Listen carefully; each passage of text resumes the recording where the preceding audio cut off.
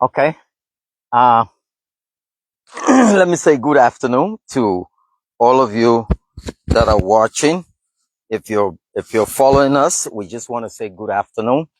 Uh, I'm actually here on the Pipeline Road. This road here is known as the Pipeline Road. This one is headed down. I'm in Bong Mines. So you get to Bong Mines, and once you arrive in Bong Mines, then you will have to leave your car and then come and take a bike. So when we took a bike, we came from that side. Okay, this is the Pipeline Road. You got Honorable Human's Farm, and then right after uh, hundreds of acres, here comes the RIA Farm. RIA Farm, RIA Farm. This is where, when I broke the news earlier, and the good news is we want to say thanks to Orange Network, because deep in this forest to have Orange Network here, I want you all to follow, because RIA Farms, just a brief history before we hit it, it's more like a ranch. You see the gate is kind of gated. It's all here about almost close to 100 acres of land. Thank you, Lorena. So on this farm, you have a Liberian in the name of Benjamin, and then his wife, who is from Zimbabwe. Her name is Ida. I spell Idah. Both married, got their kids and all of that. Live in Canada, but then Ben decided to come home. When he heard about the different, thing that had to do with agriculture and all of that. I will stay right here before I hit the gate, but I just want to give you that little, synopsis of what you're about to see. Because behind you there, you heard me, they say apples are growing in Liberia. What? I'll be able to eat apples on the farm from an apple tree in Liberia? I can't believe it. So brace yourself, share this video, because this is I don't know, milestone. This is a breaking news for the Republic of Liberia. And this couple right here needs an award. So we're here at Bongmai on the road. So it was 2019, this property was purchased, or this farm, uh, back and forth. But let me first get to you and name you. First I'll speak. Yo, hello? Hello? Anybody here? Oh, okay. Okay, that's my guy right there. Okay, thank God. We got good news. Yeah. Okay, I'm coming. I'm coming right there to you. I'm Mr. Weeks. Is Madame here? Okay. 1 second. So on this farm, let me tell you, wait for me there. On this farm, they got pomegranate. You know pomegranate. That's juicy, reddish fruits that's high in antioxidants. They got lemon, they got apples, and they have pixie oranges. When you hear pixie oranges are the ones that are seedless. They don't have seed in them. They have those as well. They got tangerine, the one we used to call lemon, but that's tangerine. They got guava, passion fruits, mango, strawberry, guava. I mean, there's a piggery here, and you don't want to know how she does her manure, the fertilizer, how fertilizers and all of that is done. But if you are thinking about having a farm, this guy, is he a good guy or a bad guy? He nice? Okay. Hi, doggy. Okay, so you see, just look at the landscaping from the entry of this particular place. It's more like I'm in a ranch in Texas or somewhere, that you can't imagine. This is Liberia, and this is what a real farm is. Take a look. How are you, my man? What's your name? Malvino? Okay, what's your role here on the farm? Huh? Okay. Okay. Your dad. He's the owner. Okay. So let's do it. Is Madame there? Okay. Yeah. Walk me there. So, he will take us on the farm, but let me just show you all here. Just take a look, guys. Take a look. See how everything, I mean, you can't imagine. I don't even want to know what I'm going to see from the back there. This is RIA Farm. Let me see the t-shirt you're wearing. Okay. See what he wearing says RIA Farm, a city in the jungle. Okay, let's go. Okay, that's your bash right there. You see, it says welcome to RIA Farm, Pipeline Road, Bung, lower that, you the piggery and all of that. Let's go. Okay. Hi. Okay. Ow.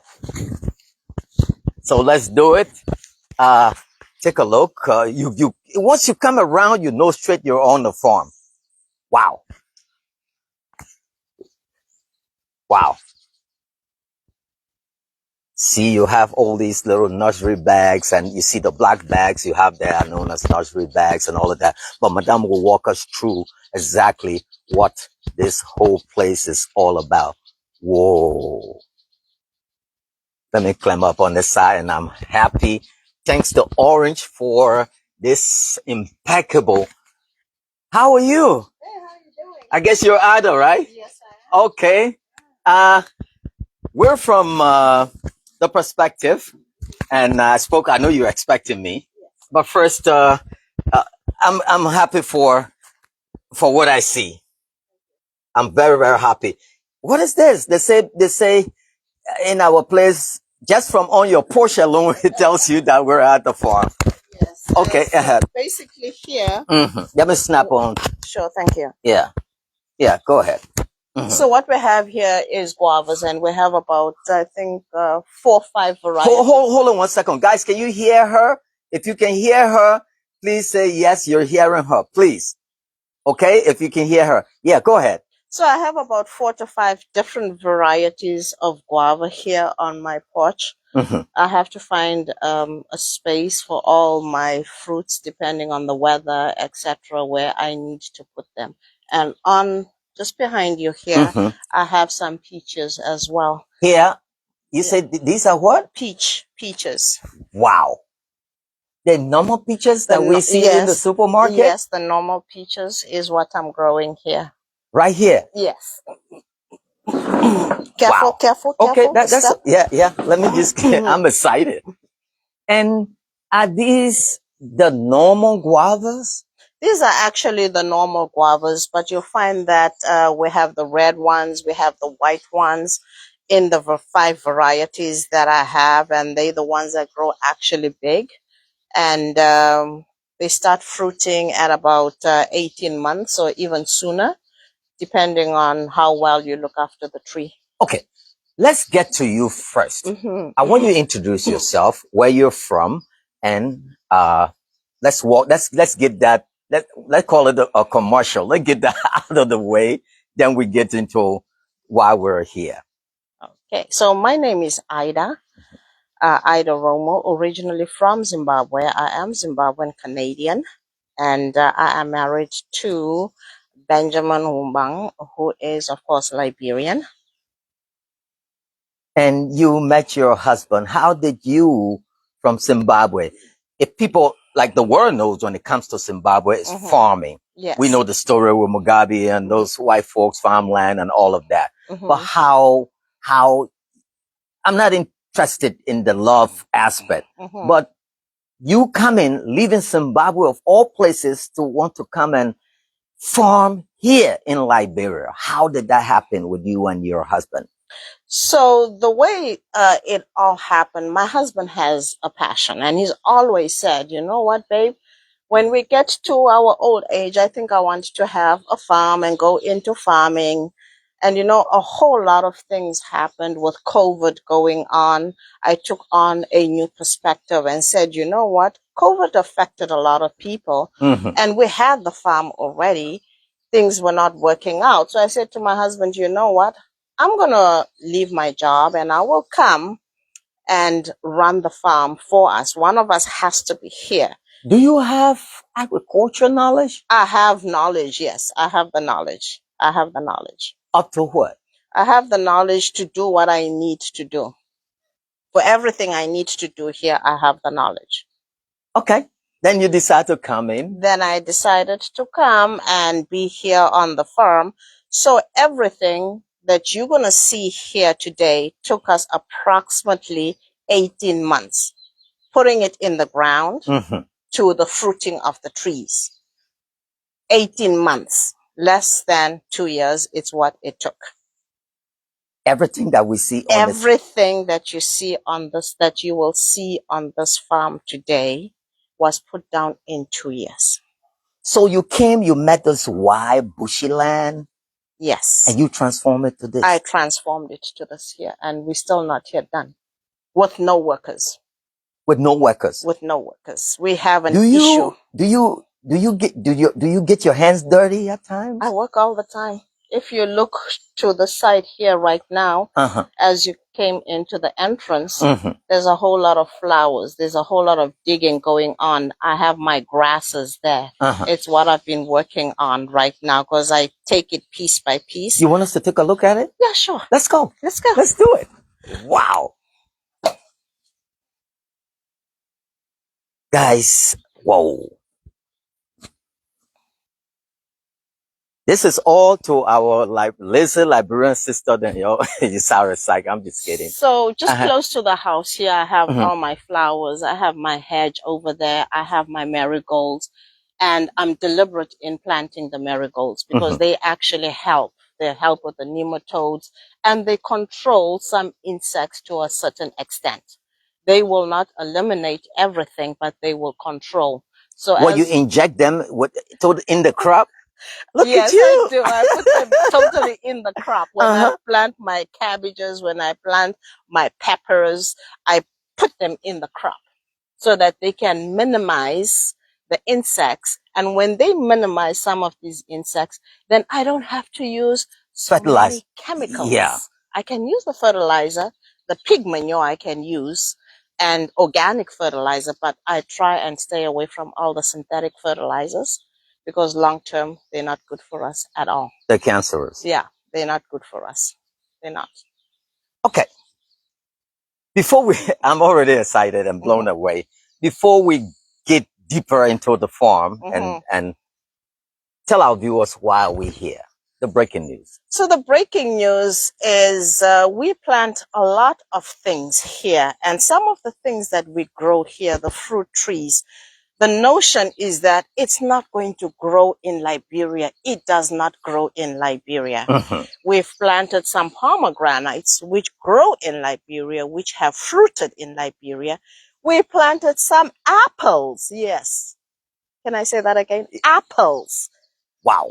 Which are growing in Liberia, which have started fruiting in Liberia. To our excitement yesterday, we're looking after the trees, I and my son were looking after the trees there, and he said to me, come. I said, I'm busy. I'm planting something, can it wait? He said, no, it can't wait. It can't wait. Please come now. Come and see what the insects are doing to the trees. So I thought, insects? I went there. And then he says, look what the insects are doing. Then he pointed to the apples. To one apple. And then we have another tree with other apples as well. They're starting to flower again. Wow. Yeah, we had actually a time when they flowered a lot, but then heavy rains came down and dropped all the flowers. How growing apple, my little studies before I came here, they have to be kind of, when it comes to pollination, your trees are self-pollinated or you cross them, or what do you do? What's your secret? That's a really good question that you're asking right now. Actually, the trees that we brought here are not self-pollinating. And most people are off the notion that once I go to Kenya, I go to Ghana, I'll bring the trees here, they will grow. But no, there is a lot that you have to do. And these trees are not self-pollinating. They will give you fruit, but they'll only give you 30% of the tree. Of what you expect. Exactly. So it's not like you just go buy the trees, come and you put them in a soil in Liberia, and then you think you're waiting for apples to come. No, you got to have that know-how. You've got to have the know-how. The tree comes in as a 6-inch tree, and it's got no leaf because you got to de-leaf the whole tree, and also the root system has to be washed, and you need a phytosanitary certificate to come and bring it into the country. So you plant that. Also, you just don't bring them You need a certificate as You well. need a phyto certificate from Kenya or from wherever you buy the them tree from. They will give you a certificate to say these trees are certified. Then we bring them. They're only 6 inches. From 6 inches, it will grow. It will grow. But guess what?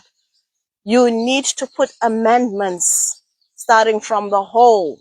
If your hole is 6 inch, that tree is going to grow to 24 inch. How is it going to fit in that small hole? Right. So you got to ensure that you're giving it the right start from the beginning. So that hole has to be a good size hole. And then you got to put your amendments in it as well. Soil testing. Before you put any tree, anything in the ground, you've got to test the soil. And we do that as well. You do that as well. Yes, we do that as well. Okay, let's walk me through your. Okay, so we'll go this way. Okay, yeah. We saved the best for the last. Yeah. So she's taking me on a tour, guys. That's Miss Ida right here. She's taking me on a tour. So and, go ahead. If you look to the right, you'll see all the grass along the border. Yeah. That is super napier grass. That is for my feed for my animals, all the way to the back. This is what we call grass alley. Okay, so this is your grass alley. Yes, this is our grass alley. At the back, I have dung cow grass. At the front here, I have the red napier grass. On the side, I have the dwarf napier grass. So this is all for our animals. And this is what the animals, the grass that they put in bill, you cut them, put them in bill. Yes, exactly. That's the grass. That's the grass right there. That's the grass, yeah. Wow. And then you can also mix it with other amendments to give your pigs, your goats, your chickens, and you can make it into pellets. You can grind it as well and feed it to your fish as well. So these little pellets. Yes, little pellets, yeah. Wow. So we intentional with what we're putting down, because we're forecasting 5, 6, 7, 8 years down the line. What are we going to need? What are the animals going to need? So we're planting all that. And then in between, we plant our lemongrass as well. So grass alley. And then to this side here. Okay. What we have is our oranges. So these are all pixie oranges. The seedless oranges. Yes, these are all pixie oranges. Wow. How many trees you are expected in this orchard? So we have this one here at the front, and then we have another one at the back. In the back. In total, we have about 600 trees. 600 trees in total. Not talking of the ones When are we looking at the fruits coming, and what would be the heights before we get fruits? Right now, they're supposed to be fruiting right now, and they had already started. Yeah. They had already. Yeah, go ahead. They had already started flowering, but we had a big storm just when they were flowering, and it knocked down all our flowers. So now we're going back again. They have to go through that whole cycle again. They have to go through the cycle again. And this is our orange orchard from that way to that way. And then it goes down. And you're talking 300 trees. We're talking about 600 trees. 600 trees. 600 trees, not counting the ones that we have. And these are the seedless ones. The seedless, the pixel oranges. Not counting the ones that we have in nursery. Nursery, we have 2,000. 2,000 now in nursery. Yeah. So if Kwame wanted to build to get something like this, how do you going to come and walk me through the process? Well, basically, you buy the trees from us and you pay a fee, and we come out to your place. At my farm. We come out to your farm, and we show you how to plant the trees, how to dig the hole, what size the hole needs to be, and what amendments needs to be done according to the soil testing. According to the soil testing. The soil test is going to tell us what we need to put in the ground, right? So we'll provide all that for you, and we'll also do farm layouts. If you want us to lay out your farm, you want us to bring the trees, and you do all of that. Yes, we do all of that. We do all of that. Wow. Okay. Let's go. Let's continue on the tour. Okay, so Orange Alley. So we've done with the grass alley. Now Orange alley. What next? Orange alley. Then at the back of the orange alley here, we have some guavas. Okay. Wow. And these guavas too, everything we have is under 2 years. There's nothing over 2 years. Everything here. under 2 years. Everything is under 2 years. Nothing is over 2 years. Wow. So guys, take a look. Whoa.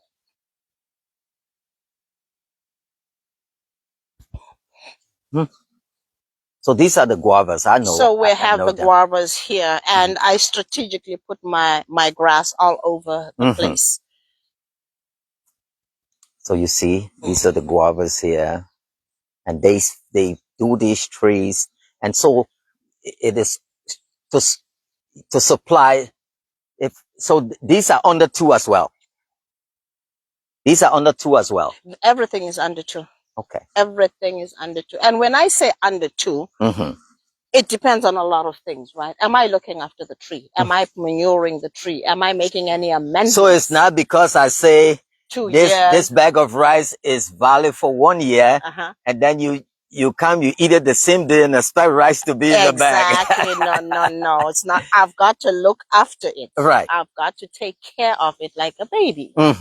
That's what it is. This is a full-time job. It's a full-time job, and you have to be dedicated. So farming is not just like, okay, I'm a secretary at this place, and okay, I got a farm. No. With no knowledge. You've got to be there, Mr. Weeks.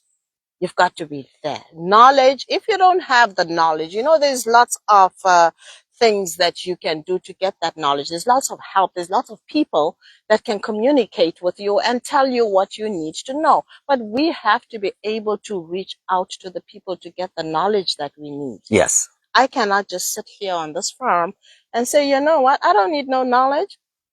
I can do it on my own. Yeah, I can do it on my own, but there's certain things that I do not know that other people know. Right. So I need the information, the knowledge from the other people that I don't know. It's not everything that we know in life, right? You're from Zimbabwe, a farming country. Yes. A country that when it comes to farming is unmatched. How, and I don't mean to, I just need you to say it as it is. How do you see our farmers? Or how do you see the way we look at farming in Liberia? You're a Liberian now. I am. You're right. In part, yeah, I am. The thing is that Liberia, we're still behind.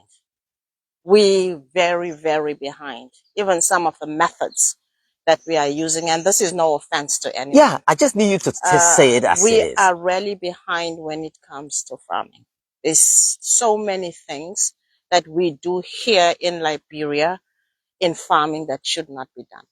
Like, I'll just point out one thing. I'll just point out what they call it, the underbrushing, when they burn the ground before they plant anything. That alone will kill the nutrients that you have in the soil. You're saying when you burn the farm, yes, it kills the nutrients? It kills the nutrients that are in the soil. So how now am I going to come and put my 1,000 mango trees and expect them to do well in the soil that I've just burnt? That you just burned? Yes. Say that again. I want them to share this video. How knowledge is power. Am I going to plant my 1,000 mangoes on a soil that I've just literally burnt down? What nutrients do I have in that soil? Do these trees, are the trees going to stand a chance? That's what we do in Liberia. That's what I hear all the time. Yeah, all the farms are burnt. Yeah, that's all what the we farms do. are burnt. And they do this with my little agricultural knowledge, shifting cultivation. Believe that once you farm here, that land is dead. So we move to the next and we keep moving. We keep moving. Yeah, yes. subsistence farming. It's okay to keep moving. But that place you're moving from, you can put something else. If you do your soil testing, you can put something else that's going to be compatible to that movement. Maybe, okay, I have sweet potatoes here, right? And I have corn over that side. I can take my sweet potatoes and move them to the corn, and take the corn and move them to the sweet potato patch without having to go all over the place looking for looking a new spot. a new spot. Yes, there's ways around doing it. So to your question again, we are still way, way behind in Liberia in farming. And the reason for that is that, oh, that's how we do it in Liberia. And they will not graduate from. No, we will not learn anything, because this too is Liberia, is what I hear a lot. This is how we do it in Liberia. But we don't have to do it like that. It can be changed. It can be changed. There's countries that are small. There's countries that are big. Kenya, Zambia, all these countries, Namibia, Botswana, they are willing to change, and they are going to overtake people in farming. And Liberia needs to join in and not say, this is how we do it in Liberia. And get stuck. Yeah, and get stuck in our Is it the ways. bureaucratic red tips? Even though that alone is there, Yes. or is it also that the farmers are not getting, or you can just jump up and say, I want to become a farmer, or say agricultural ministry comes with maybe 100 tractors, and one lawmaker say, give me 10. And because even though he doesn't have a farm, He doesn't have a and farm. let me share this with you. You got lawmakers. Yeah. From the time they've been there, they take farming break, for example, and they don't have farm. They don't have farms. Yeah, I think it's a combination of a lot of things. Like here on this farm here, we've not had one single help from the government. We're not politicians. We are farmers. We've not had any help. But there's farmers that are close to us because they are connected to people in the government. Year in and year out, they are getting the help that they need. We don't even though you are at this high level. At this level, yes. We don't even have the census coming to do a census on this farm. Because the notion is, oh, you know, they've been out of Liberia, you know, there's just that, I don't know how to put it, there's just this, not too happy for people that are coming back home to build the country. We're not coming to take anything away from anybody. We are coming to build, we're coming back to the continent so that we can build the continent together with the people that are here already. We're not a threat to anybody. We want food security. Food security. We should not be eating synthetic rice. We should not be bringing in rice. For goodness sake, Liberia rains for 6 months. Why are we still bringing in things like rice? When we can grow them, if we have the support, we can grow them. If we have those 15 tractors that are being given to an individual and they rotate them out to the farmers and borrow them to the farmers, we'll take them, we'll gas it up and we'll use them. But we don't have that because there's no structure. Wow. There's no structure. So we're left on our own. You got me stunned. And we'll move on our own. We're not waiting for anybody. We're not waiting. Your husband is not here now. He's in Canada. Yes.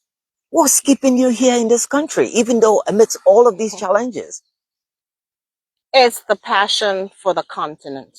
It's the passion for us to know that we need to come back and give what we can give. We've learned a lot out there. We got the knowledge that we were looking for. It's time to come back home and apply it and make a difference. Liberia is my husband's country, but I love Liberia like my own.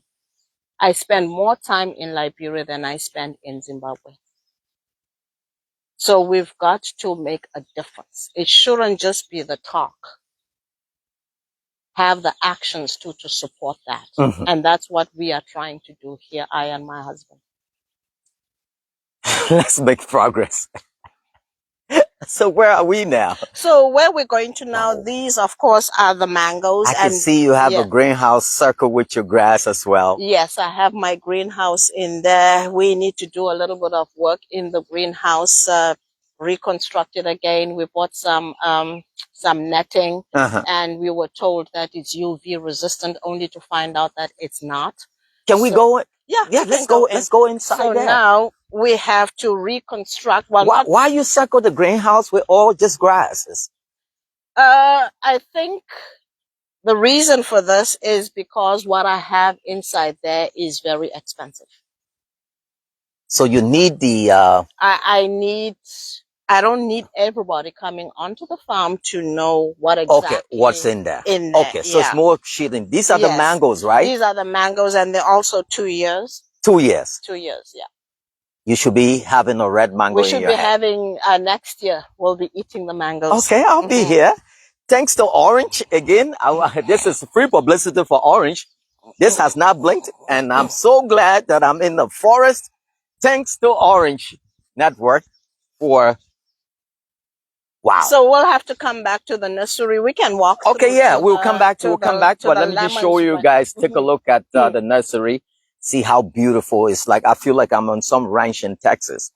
Yeah, let's go. So besides the disappointment of the net, which I and my son constructed this net, this nursery. Just two of you? From start to beginning, yeah. We're the one that did it. We just got the welder to cut the poles for us. We did everything else. So I do greenhouses as well. My people, you're kind of like, these looks like the lemons, right? These are the Mayor lemons. These are the Mayor lemons, and with the lemons here, we have 100 lemons. 100? Yeah, we have 100 lemons, and they are already bearing. Hold on. Guys, let me just go there. They are bearing already. We've got lots of fruit on the lemons. Careful. Look at the lemon guy. Thorns. This is what you see in the supermarket. You say we can't grow them here. See that? You see it? Those yellow lemons that you see in the supermarket, and they are organic. No synthetic fertilizers, right? Whoa. Take a look at these right here. Look at these guys. Take a look. Wow. Another one again. Oh, yeah. Okay. Where are we going now? We're going straight down to the apples. So we're going to the apples. Yep. So you see all there, guys. These are all the lemons. The apple tree, you know. You see all of that? Careful. All the lemons. You see them? All the lemons. All the lemons. So these are your compost, right? This is my compost pile. That's where I put all my chicken manure, all my grass, and then I let my my pig manure and my chicken manure. I let it sit for 6 weeks before I use that. From there? Yeah. So I just use a rotation system. So guys, what she talks about here, let me just show you. Even though I'm not an agriculturist, but she gets the pig dung, that is the pig poop, and mix it up here among this particular dirt, and it spends like 6 weeks along with other stuff, you know, ingredients. And then from there, she digs it up and then, you know, go and put it in the soil. She doesn't use synthetic fertilizer because they're all carcinogenic. So this one is very small, but it's bearing already. Wow. Wow.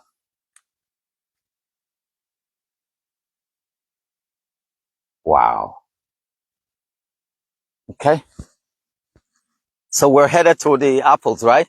Yes, and I mentioned the marigolds earlier on. Yeah, I'm deliberate in what I do with the flowers. These are marigold right there. And I incorporate moringa as well for a reason. And all this is our apple orchard.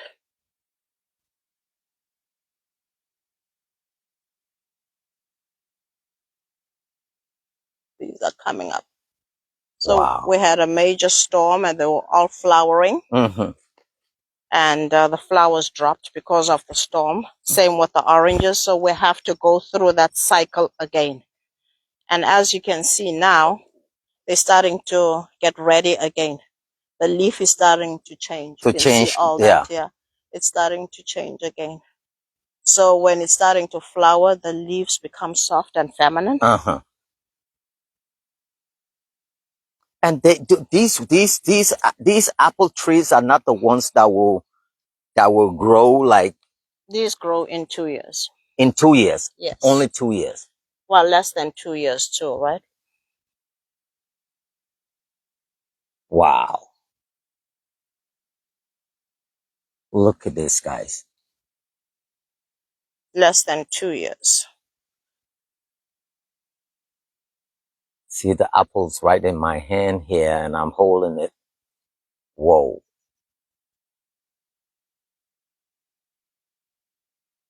Wow.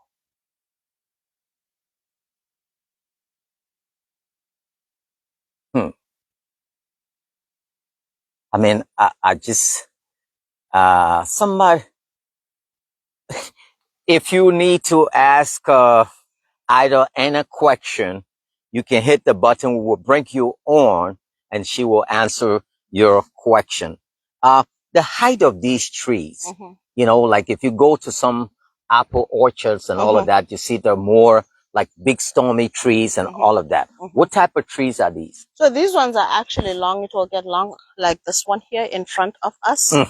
That's how long it will They get. don't pass this height. No, it's not going to pass this height.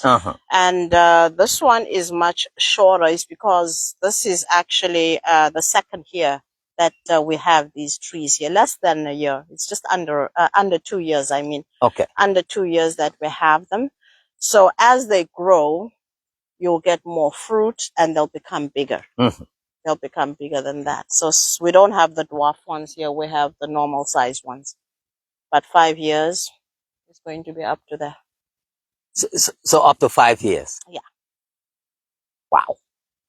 Well, the tree itself can bear for 40 years. Don't get me wrong. 40 years. This is generational wealth. What? Generational wealth. So when you're planting trees like this here, you want to ensure, one, that the land is yours. You're not leasing the land. If you decide to do these apples, make sure that the land is yours. Because you don't want to go and lease land and then Ida comes around and says, guess what? I want my farm back. What are you going to do with your trees that you've already put down? Another 40 thing, years. I see this crystal. Come out here. With all your apple trees, I see this huge cradle around them. Okay. That big hole. Circle? Yeah, that big circle, that hole. Okay, that's a good question. And I'll go to the tree and explain it to you. I need you to. Okay. So the reason we do the bowl is when we're cleaning, we're weeding out, and we're adding manure, doing our amendments. So the bigger the tree becomes, the bigger your circle will become. So you keep increasing it all the time? All the time, yes. So when you look at this leaf here, this is the leaf that's hanging outward. So my circle is actually supposed to be there. Oh, so you bend the last stuff, and then that's the distance. That's the distance where it's supposed to be. Whoa. Yes. So here we haven't done circle cleaning in about a month or two. 2 months. So this is where it's supposed to be. It depends on the branch. So this branch here, this one ends out here. Okay. That's where your circle. Yeah. Yeah, it has to stop because the root system is now here. But you haven't cleaned from there to there. So that means that the rooting system underground is not free to move as it should. Okay, we have somebody here. Say your name and where you're joining us from. I'm Helvin Moses Bender. I'm joining you from North Dakota, the U.S. Okay.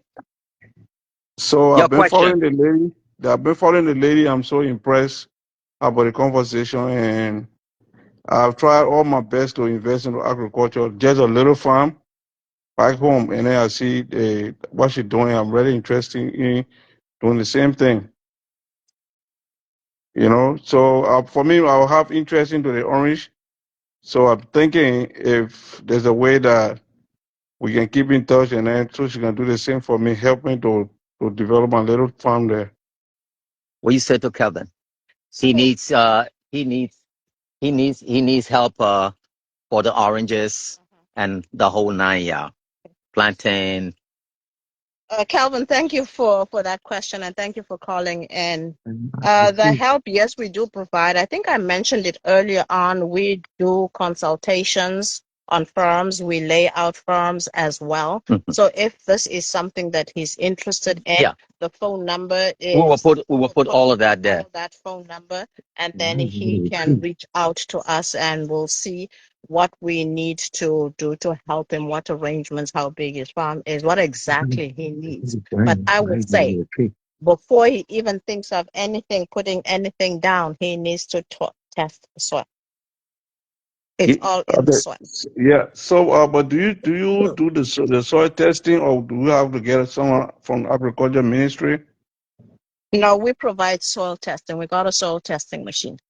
They have a soil testing machine as well. Provide that for a fee as well.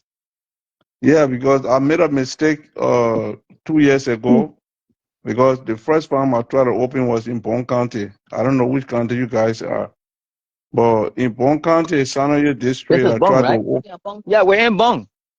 We're in Oh, Bong. okay. Yeah. Okay, I in Sanoye, sir, Sanoye district. Okay. We're in Bong So, mines. What district is this? Lower Bone County. Lower Bong County. okay. When So I just let to share my little frustration I had there, because I didn't do soil testing.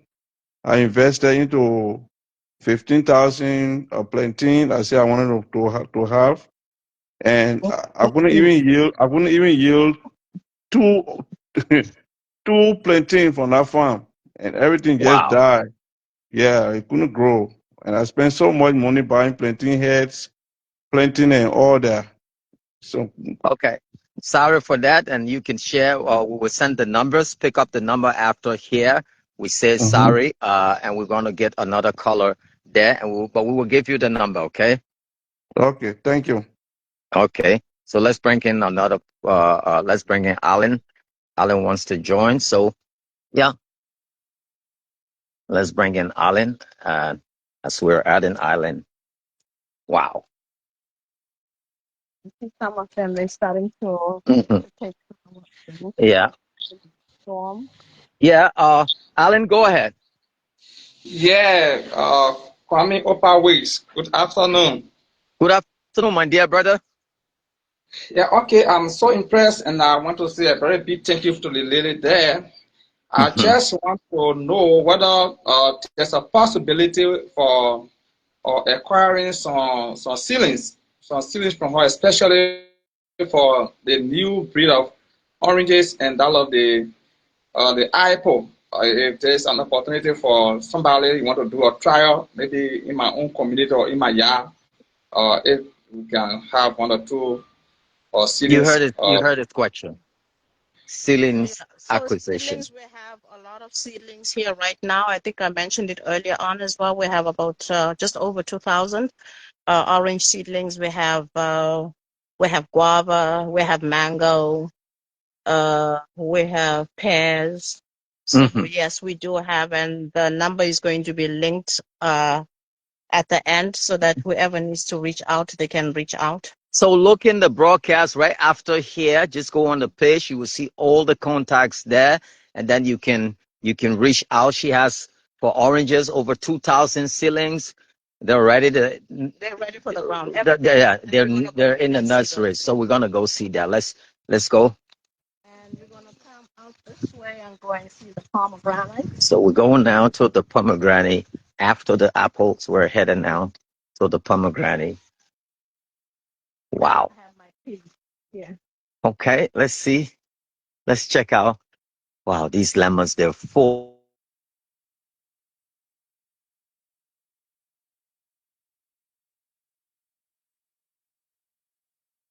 already, right? Yeah.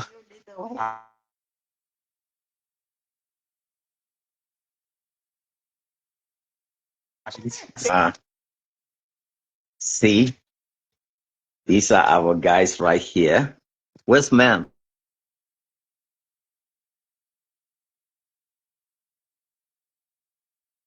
Okay. Let's go the next one. Yeah. Another one. Bit less. Woo. They're in here. So You want to see them roots? no, they will not come out. No. Hi guys. Hi guys. Yeah, hello. Okay. So yeah, we have one guy and one lady that we mixing and out. Trying to meet. Oh, there are two guys here. Yeah, two guys and one. They own one woman. Yeah. And y'all want a woman to get pregnant. Yeah. They born more. You see that? I'm gonna call the cops. This one is pregnant. This one is pregnant already. Whoa.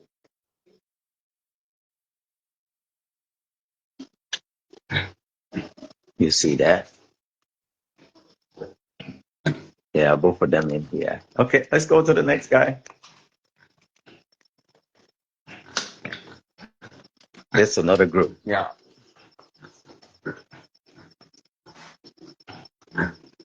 Hi.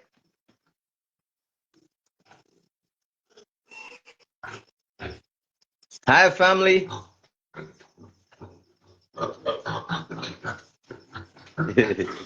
Okay, let's go. Okay, we're good. Your pick style is clean. It's like, yeah. Mm-hmm. Whoa.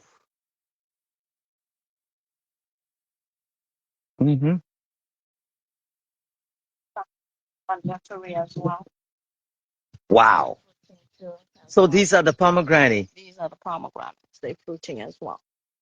See that, guys? Wow. You see that? And these are the ones that to bring them in the country. You got to get freezer, this, that, all of that, fresh, right here in my hand.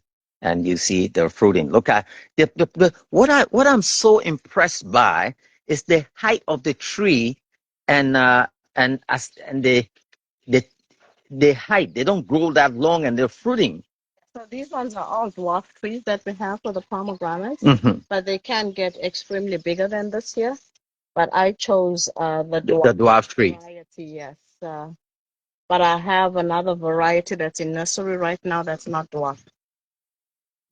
Wow. And we can head straight to the nursery. Yeah, let's go. Let's go to the nursery. So you see, guys, take a look at her yard, just the front. You see what the made with the timber and all of that. You got on her porch all these different. That's guava, right? That's guava right there. You got it straight, and it's going up in there. It's ready. So besides laying out the farms and doing the fruits, the vegetables, etc., we also do landscaping. So if you want to beautify your place, they can contact you. Can come or beautify. So if Kwame has a farm, and I don't know what to put where this that, yes, you can come in. I'll come and help you for a fee. Yeah. I like this. This is like a buffet. Yeah, this is. Strawberry guava. This is okay. I mentioned strawberry guava earlier on, so all this is it's my strawberry guava, and I have about 1,200 seedlings here in my buffet. Wow, it's beautiful. All right, so there's a question of the mangoes. All right.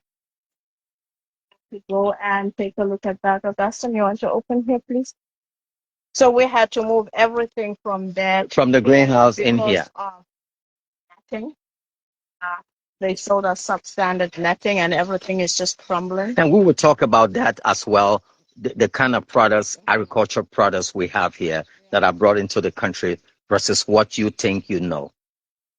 Wow. Guys, this is where the magic happened. Take a look at these trees. Whoa.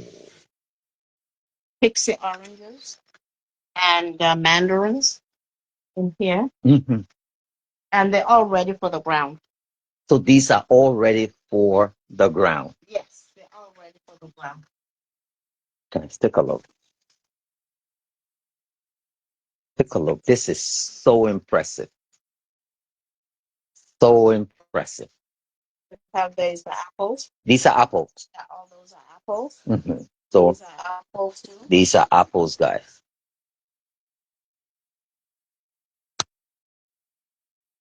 Whoa.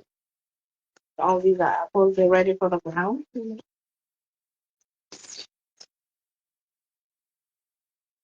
Whoa.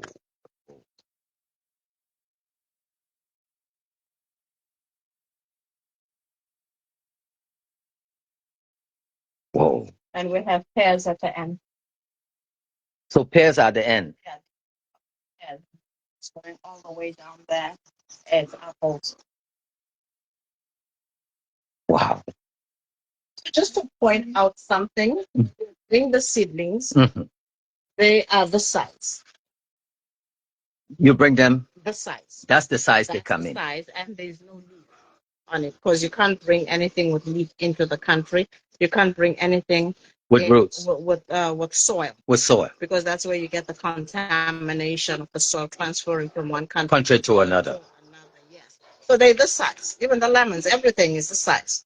And then you've got to look after it to get to the bearing stage, like you've seen with our oranges and our apples and our. So in your case, it's not like you're going to have the actual seed. No, No. no, You import them like this. without The these they leaves they just naked, nothing in it, and not in the nursery bag. not in the nursery bag. No. You just bring them as Stem like. yes. And then you've got to put in the hard work to get it to the fruiting stage. So that is if you don't have the knowledge, The knowledge everything you brought, is you, gonna die. instantly you're gonna lose that. You lose everything. The Wow. knowledge and the patience and the presence. You've got to be present. The notion that we do farming, telefarming is not going to work. He said telefarming. Telefarming. You on the phone. Mama, you're playing rest, man. And you know You water the flower? And they'll send you a different picture of something else. They're not going to send you what they did. They'll send you a different picture. And you think, oh, everything is going fine. You had that experience. That is. You've got to get up every day and look at these trees and see what's going on. Like they are your baby. Yes. The tree will tell you a story. It will tell you, I'm not happy today. My leaves are yellow. I need such and such an amendment. Uh-huh. The tree leaves will shrivel up. They'll shrink up because there's something that they are lacking. They're talking to you. They're telling you. That's why you need to go out and look at it every single day and see what needs help. So you have to be on the farm. You have to be on the farm. You have to be. I have Alexander. Alex? Hello? Yeah, hello. Yeah, where you joining us from? Johnny even para. Huh? Johnny even bon county para. Yeah, any concern? No, I just want to appreciate the lady right now. Very impressed. I just want to appreciate that she continue to work.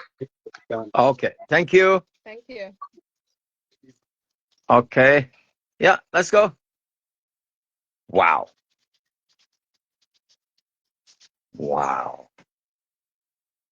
The protection. Yeah, hello? Thank you, Dr. Weiss. This is Edward. I call from Banansville Junction. Yeah, Edward, let's go. I'm excited about the farm, especially when it comes to people like me who love fruits. So I want to ask you a question relating to the apples.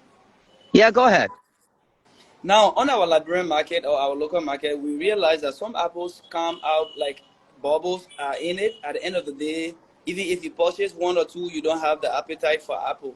But others are always tasting like apple, where they are strong like the coconut when it's ready for eating. But then I'm asking this lady, what kind of apple is she producing on her farm? That's one. And the other one is, when is the apple going to be ready for the public market? Or two, the number three question is she prepared to supply the entire Monrovia? Which is a good dream. I would be glad to hear that as well. I like that. Go ahead. Well, Thank hopefully, you. we hope we get to the day where we can supply Morovia, which is going to be brilliant. And How the about supply Liberia? Who said vitamin C can go around the world or around the country? so Right. what the taste of the apple is bringing up a valid point that it's not tasting too well. The Hmm. reason it's not tasting too well, it could be multiple factors. I'm not sure. I haven't tasted the apples myself, but I would think it's probably too much chemicals, Okay. synthetic. It's synthetic chemicals that are being used a lot on those trees. So you're not actually getting organic. They'll say organic when it's not organic. But I guess And you know what exactly what I'm saying, right? yeah, yeah. You have tasted a couple of them on our local market, right? Yes, I have. Where They they just taste like a mushy. bubble, or the kind of sponge or mattress is like, where there is Yeah, yeah, no yeah. taste That's at what all. she's saying. That's mushy. They so mushy, they're not fresh. And the fact that they being brought out too, we don't know which countries are supplying us Exactly. This is the with point. This those is exactly apples, the point. right? Where is the source of import? Where do they take those kind of apple from and supply our market, which are harmful for our health? Okay. So the best thing for us to do, for us Liberians in Liberia, is to get on board and put our own apples down and grow our own food. Right. That way, we're not going to have any Right. questions The about question where about did it come right. from. You said That's the somebody thing. try ugly bon your own. That's exactly. Thank you, madam. Hey, We you are born really one child, excited to you hear say, this. Like, yeah, this is you the not first born of its one child here, kind. you say Apple been somebody producing. own a child. Okay, let's get I want to get a female farmer in, but everybody calling are all yeah, let's go. Walk us through this, Okay, so this initially was our nursery. Mhm. Everything you saw in there was in here, but as I mentioned, It is huge. it's huge. Yeah, it's a 60 by 70. Yeah. But the netting, you see, it's just ripping apart on top here. It's just threads. We were told that it's UV resistant, and it's not When you UV bought it resistant. from the Lebanese man, they told you were UV They resistant. told us it was UV resistant, and we bought about 10. Yeah. 10. We still got about 3 left Sorry. of this nonsense that we cannot use. And our Wow. nursery is now open. You can see from corner to corner, it used to be all closed up. But this is the mess that I have right now. And then I have to go in now and purchase new netting to fix this whole nursery again. Hello? What? Yeah. Caller, where you calling from? My name is BK. I'm calling from Minnesota, Yeah, USA. go ahead. So I heard the lady, which I kind of appreciate a lot. I too am interested in farming, but I'm a novice, don't know exactly how it's done. She mentioned earlier that soil testing has to be done, right? Mhm. My question is, what if she does the soil testing and finds out that the soil that you want to do your planting in doesn't work? Does she have a remedy for that? Give you fertilizer or whatever you need to bring the soil up to what it needs to be in order for you to invest. Did you get it?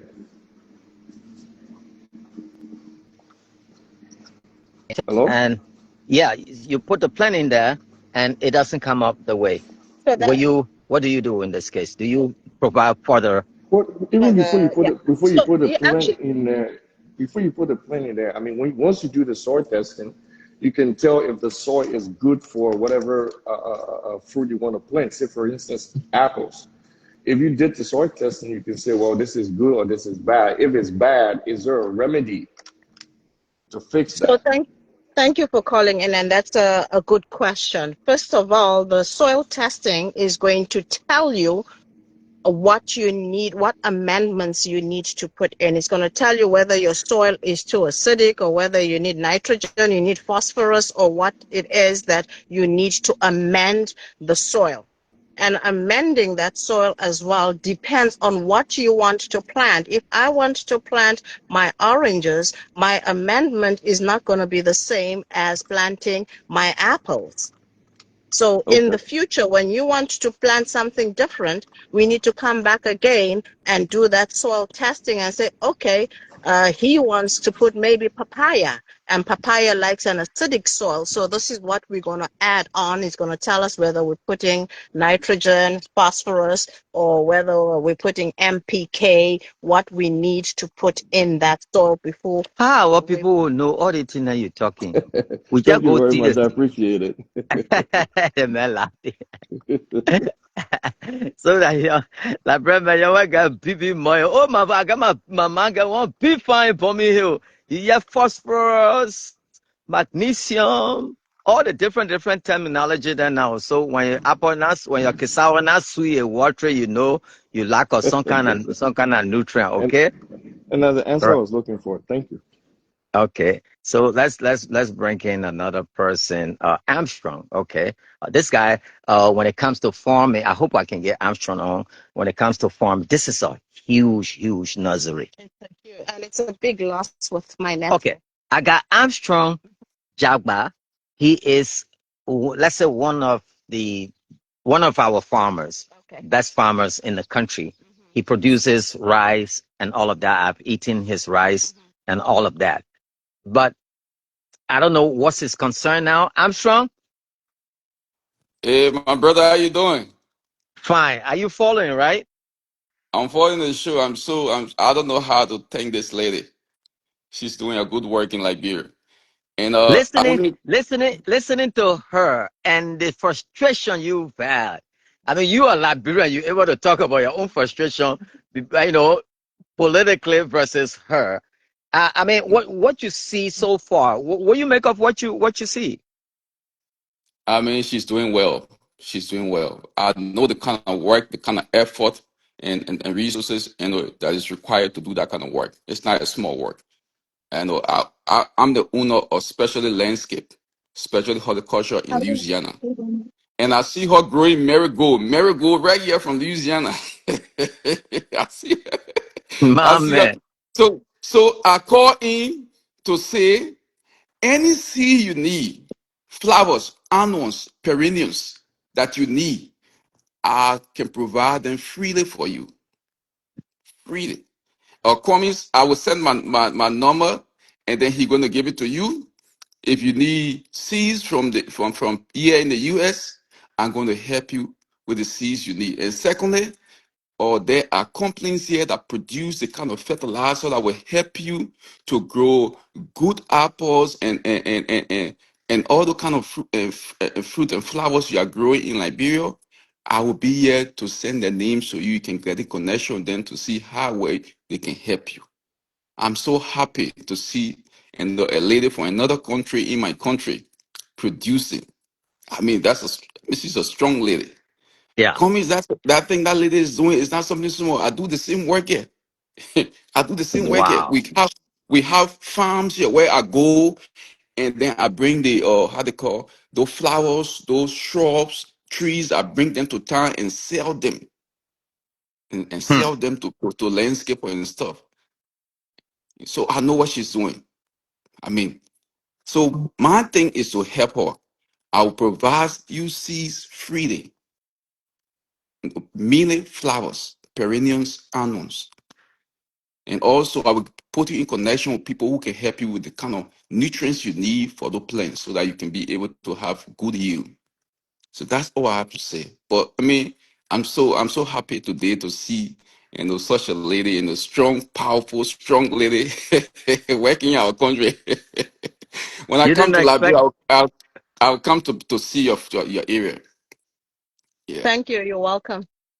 Yeah, I mean, Thank well, you. yeah, Thank you. she's doing well, man. So, my brother, I will give my number to you, give it to her, so that I can help Okay. her with the kind of seeds she need. Because she talk about landscaping, they are doing landscaping. They will need those seeds to grow the Okay. flowers in Liberia. Yeah.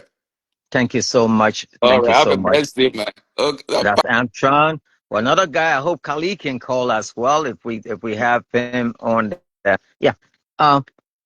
Let's go. Let's go on. So you see the size. This is so massive. Yeah, Mr. Freeman. What are these? Look So, like cactus. so what we have here is our dragon fruit. Oh, okay. Yeah, we just have to find a spot and plant them out. As I mentioned earlier, we just have a workforce issue. And right now it's just I and my son trying to manage all of this here. Just two of you. Just the two of us. Yeah. We can't get workers.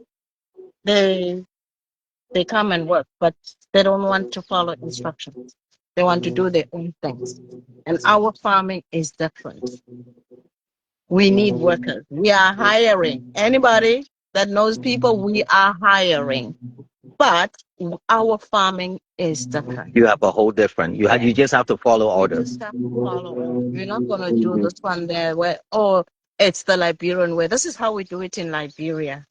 No. Even though you come to work for me. Yes, this is how we do it in Liberia. We've had people that have come here to work, and the first thing they'll say, "Oh no, me, I don't like to take instructions from anybody. I want to do my work myself." Even though you're paying them? Yes. So how are you going to do your work yourself when you don't know what I want? Are you kidding me? Oh yeah, we've had that. We've had people come and work here, and they've said, if my wife cannot come here and visit me, then I cannot work here. Your wife is coming 3, 4 times a week to come and cause problems here, and she's shouting at the gate. Oh, she can't. If Your local relationship and all you want to mix it. But anyway, besides all of that, Mr. Weeks, we are hiring. We are looking for people, but we want the people that are willing to see our vision and work with us to achieve that goal. That's what we're looking for. Danny, are you there? Yeah, Mr. Weeks, thank you for picking my call. I'm calling from Parley, Minnesota.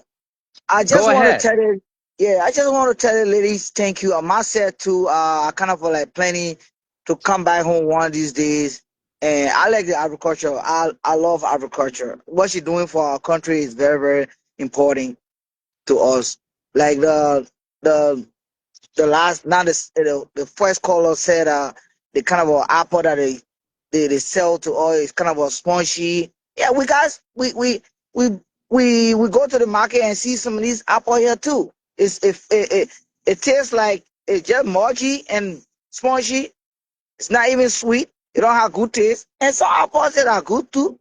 But my thing is agriculture, like she just said, like people have different understanding about agriculture.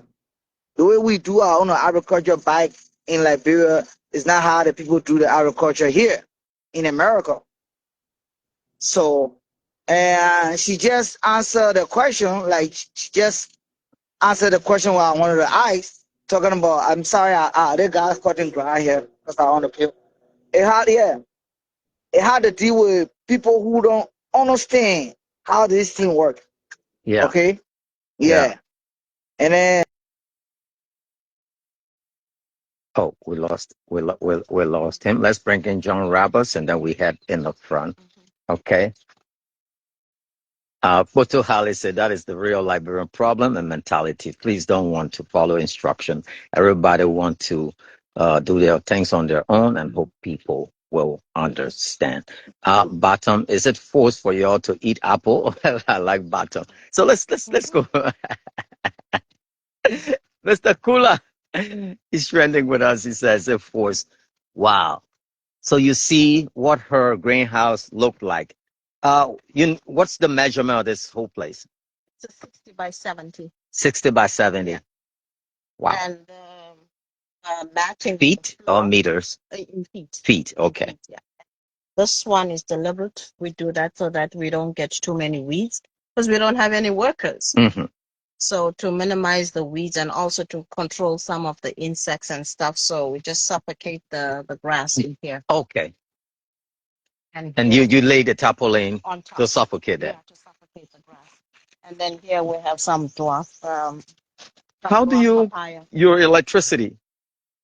Solar?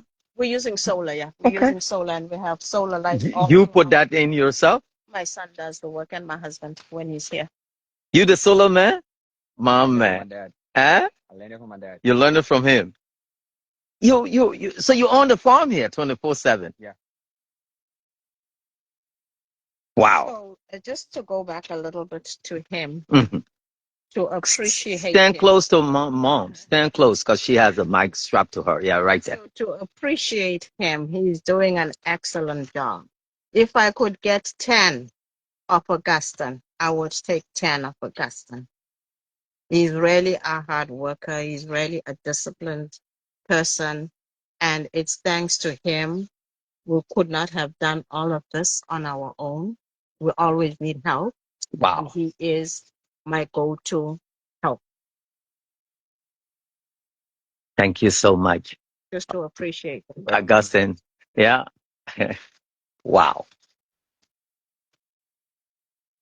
So finally, let's use this as a backdrop right there. I'll need you on that side. So, if people watching, you can stand right here. If people watching you now and wanted to know exactly what can they get from RIA Farm, I want you to pitch RIA. Okay. So RIA Farm, as they have seen already, Everything. we do Mhm. the fruit trees. We do consulting.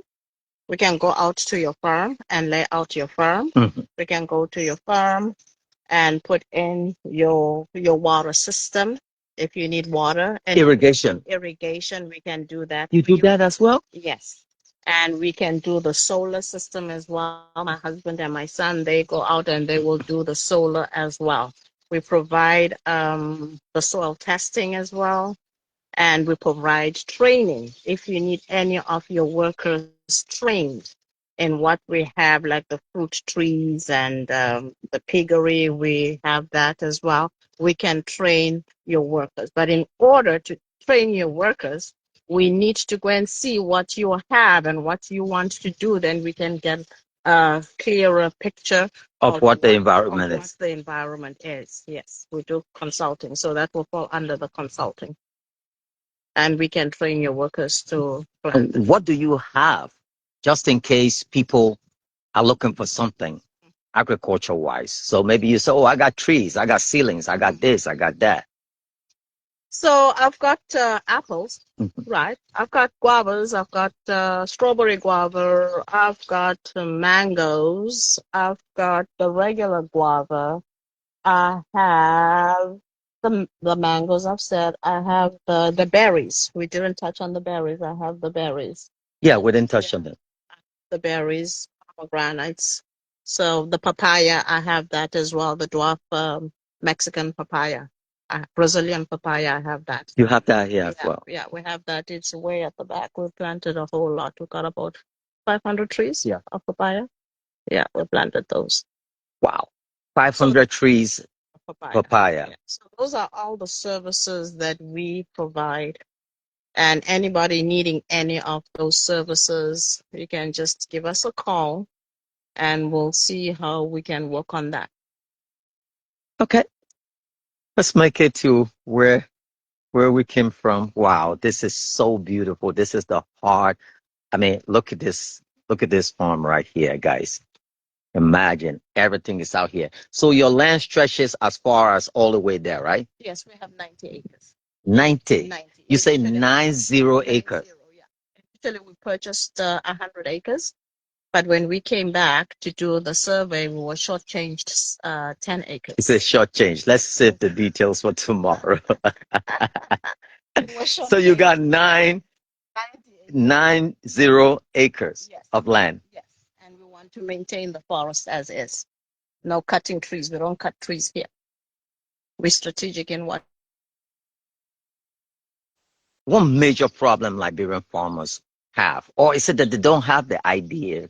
Like I come here, this place was all maybe huge, massive trees and all of that. Look how you laid it, you laid it down, and it looks so beautiful and all of that. Like, So how do you do that? our policy on this farm, any worker that comes here, we give them a portion. When you clean that portion, you need to destump that portion as well. Oh, so it's not just you clean and go. No, you gotta de-stump that portion. Well, you do the what they call it, the cutting, the Mhm. brushing, and then when it's time to clean now, you have to de-stump.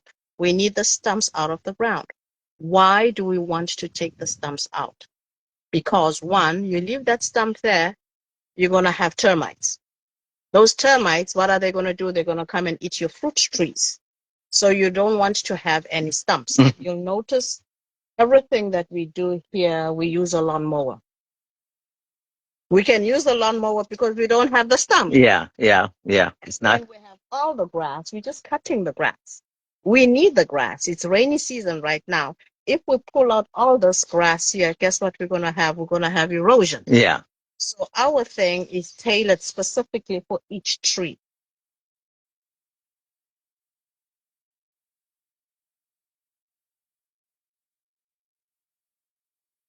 Our and then we do our amendments, and I don't want to see no stumps on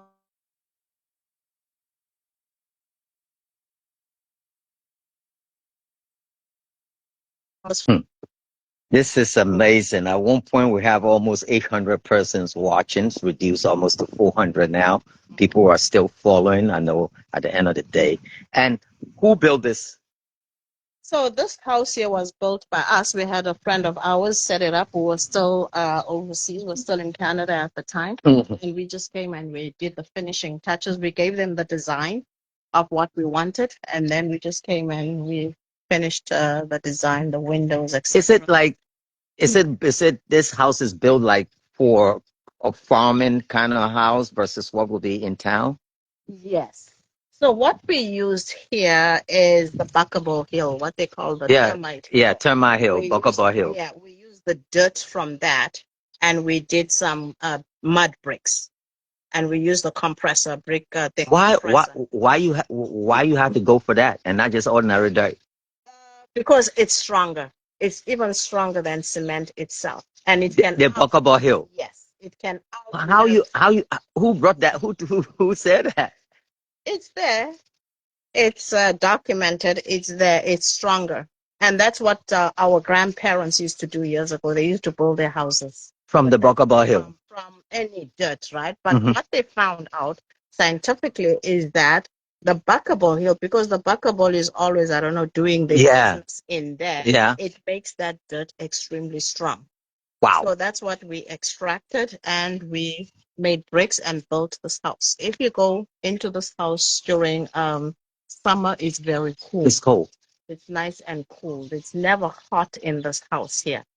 So that's the thing. It's to use user-friendly materials around us to build our houses and not have to go with too much concrete, because concrete is heavy. So this house and that small house there were all built from the Buckable Hill. Wow. Yeah. And if we can duplicate this over and over again, I would do it anytime. I would do it anytime because it's good for our environment. Wow. Oh my gosh. I think we're going to end up on the porch, drink Drink some water. some Get some water, maybe? yeah, I don't mind. Wow, guys, take a look, man. See all the way there, and their land stretches all the way up to, you talk about 90 some more 90 acres. This is awesome. I haven't seen that in a while. The the birds and the nets. We call it the rare birds and all of that. These are the papaya she has. They got over 500 of these papa tree in the back. The Brazilian papaya. This one's, he said they have more. Mhm. Some water. Mhm.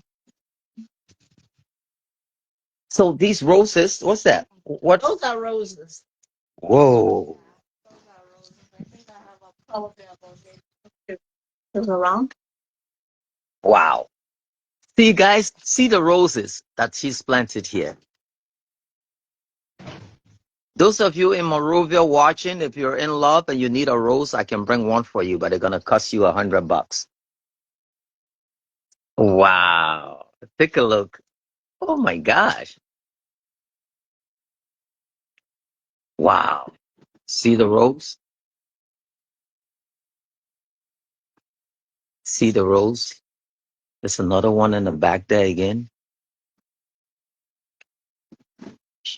Wow.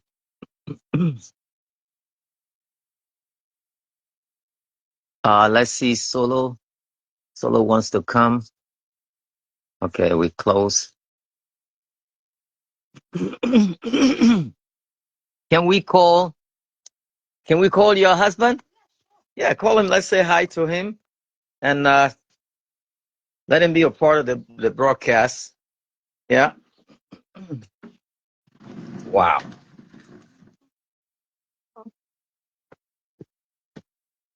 Call him. Let's say hi to him. So she's calling Ben. Hey, Ben. Hold on. I have you on speaker. Hey, Ben. Yeah, Mr. Weeks, how are you? The internet is buzzing. The whole world is watching. And I think we've chosen the appropriate person to be able to break this news. There's no one else is deserving of this. Oh, somebody's trying to call. You got to cancel.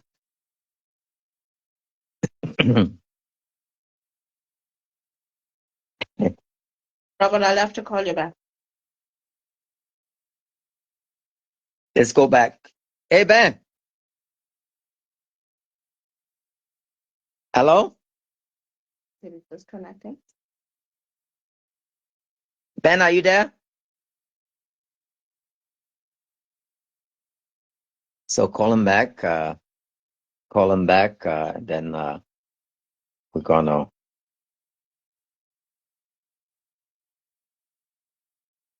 Yeah, Ben? So how are you, sir?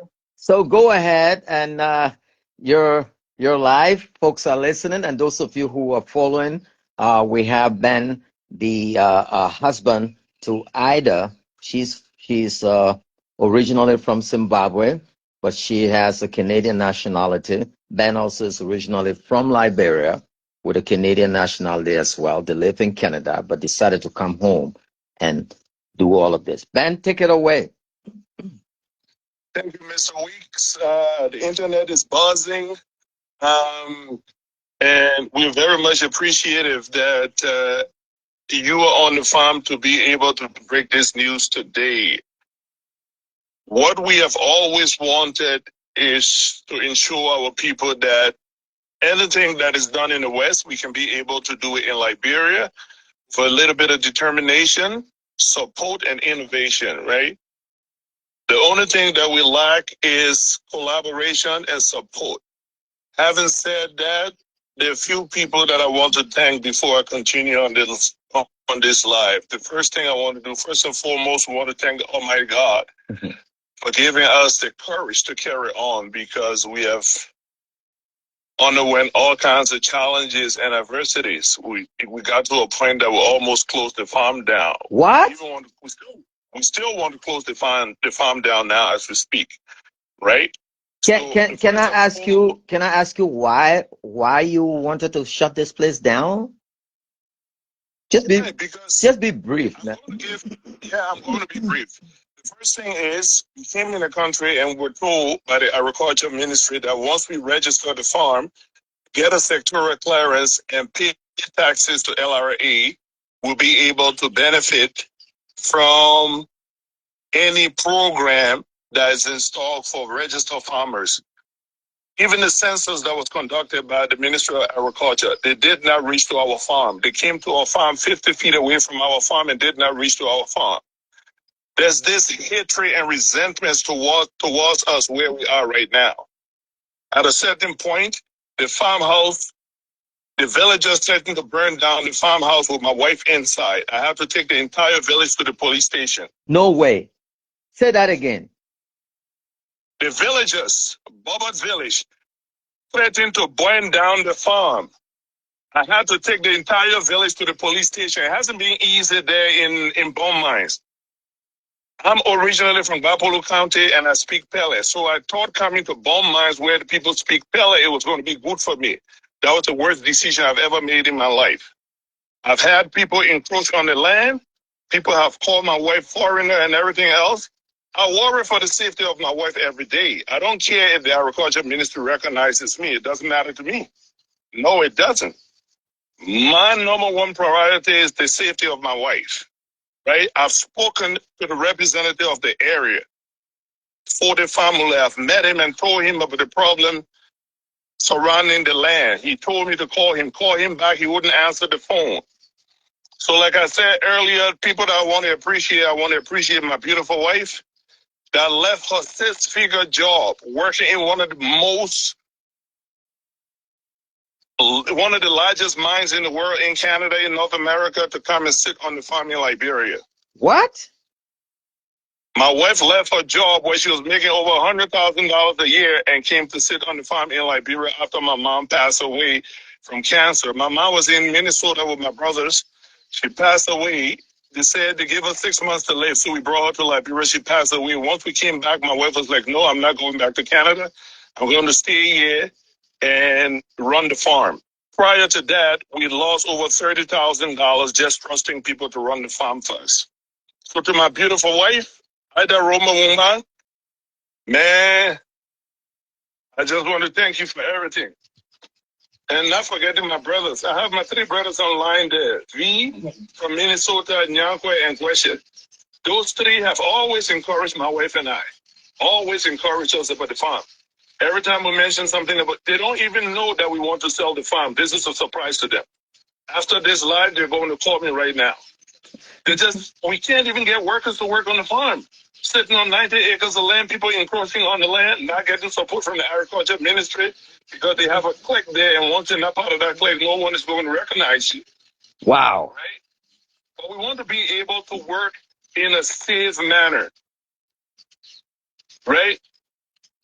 My name is Benjamin Winnie Mumbang Jr. I live in Edmonton, Alberta, in Canada, and I work in the oil and gas industry. My background is in occupational health and safety. My wife has the same background as well. One thing a lot of people don't know is that the woman sitting there is an asset to Liberia, but they haven't even taken the time to know who they're dealing with. They've just been very condescending and hateful towards that woman. That woman is sitting there, my wife, my beautiful wife, Ada Rumumba, is an instructor with the Canadian Red Cross.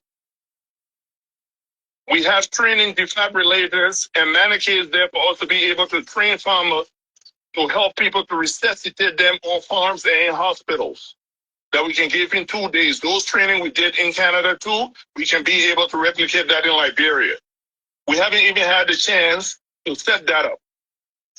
My wife wanted to put a clinic down there so women from the nearby village can come and deliver for free. She's from Zimbabwe. On the farm here. On the farm, she was going to put it there. We even went to the representative through one of his representation, which is Fangalo. Gabriel Fangalo, dude that works with 40 Family, has been very phenomenal. He's the one been helping us. We have like 20 court cases in Bone Mines. People encroaching on the land, people accusing us of shooting guns. We can't protect our property, people walking on the land, threatening my wife and everything else. It hasn't been easy. It's not easy. I don't know where my wife gets the courage from, right? And the resilience to be able to do what she does. But I just thank God for having such an amazing wife like her. And my brothers too, there are days when I wake up, man, we have this chat room. Since our mom passed away, we created this chat room here. Every time we sit and talk as boys, because we're 6 boys, but it's only the 4 of us in that chat room. They were all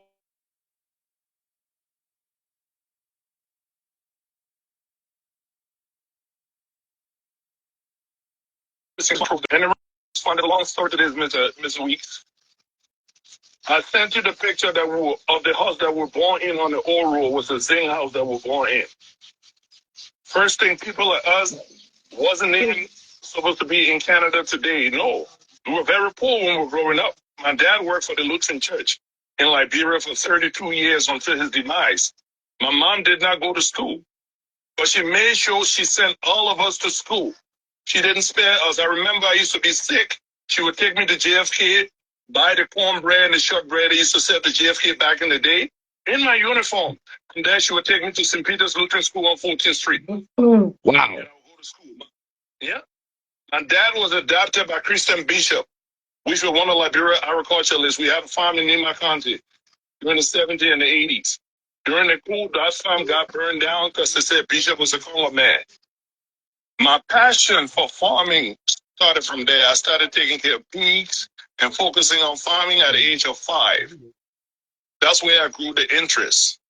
Fast forward, I met a woman that her grandfather was one of the biggest farmers in Zimbabwe.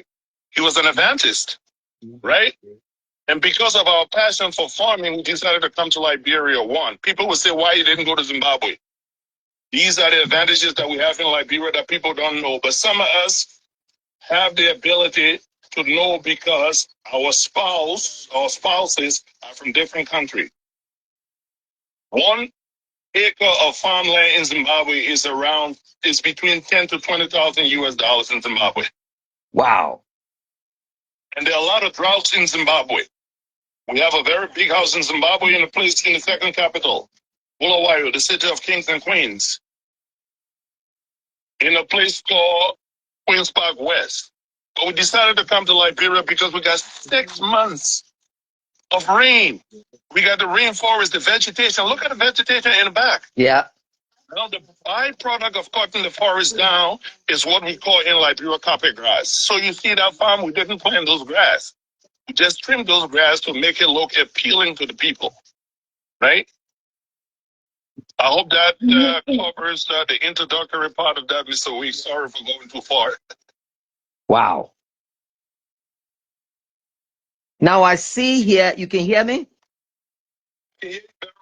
Okay, I see here you have for, my eyes, it can always pop and see something.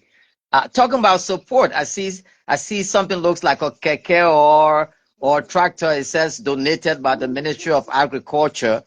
Did they give that to you? No, they didn't give it to us. We paid for it. You bought it? Yeah. From the Ministry of Agriculture, and it says donated, funded by World Bank. Yeah, listen now. It was subsidized. It was subsidized by the World Bank. So they had a program where you pay $840 and you get registered. And then from there, during the distribution, they gave the keke to you. It was being run by the World Bank and the Agriculture Ministry. Now, even though the ministry does not recognize us directly, the minister comes to Bone Mines. He comes to a farm closer to me. Do you know that when the president was launching the at-rest program at the ministerial complex, I got turned away by the presidential guards because they said I had short trousers on. I had an apple seedling in my hand. I would never forget that day. So the guards told you that you can't go in because the president was seated and I had short trousers on. I went in the washroom, took my backpack, put a long trouser on. They sent me back and say, where are you going with this apple seedlings? Right? I'm like, but the program is for farmers. And I'm and another farmer. There was one deputy minister I would never forget. She's a lady. She's at the Ministry of Agriculture. She tried to talk to them. I got sent away from that program. The minister comes in Bone Mines. He refuses to acknowledge the farm. They haven't even recognized us when they did the census. There's a platform that we're on, that the minister is on that platform. I have confronted the minister a lot of times on that platform. What the minister told me was, having a sectorial clearance does not mean automatically you qualify for any assistance from the government. That's what we were told. We don't want any assistance from the government. Why is it we register, we pay taxes and everything else, we have the sectoral clearance, we are not even included in the database of farms in Liberia? Now, this is the fun part that is going to surprise you. Mm-hmm. They had a program at the Ministry of Agriculture. I went there, they had representation from UNDP and everywhere else. I stood in a meeting. Every farmer had to tell the people what they were growing. I said what I was growing. The minister was not in that meeting, but the director from the sectorial clearance, Peter Paokoya, was in that meeting. There's a lady from a group called Concern Liberia. She's from Ireland. Her name is Ciara.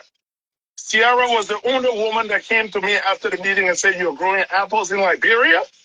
She said, "We're focusing on malnutrition in Liberia for kids.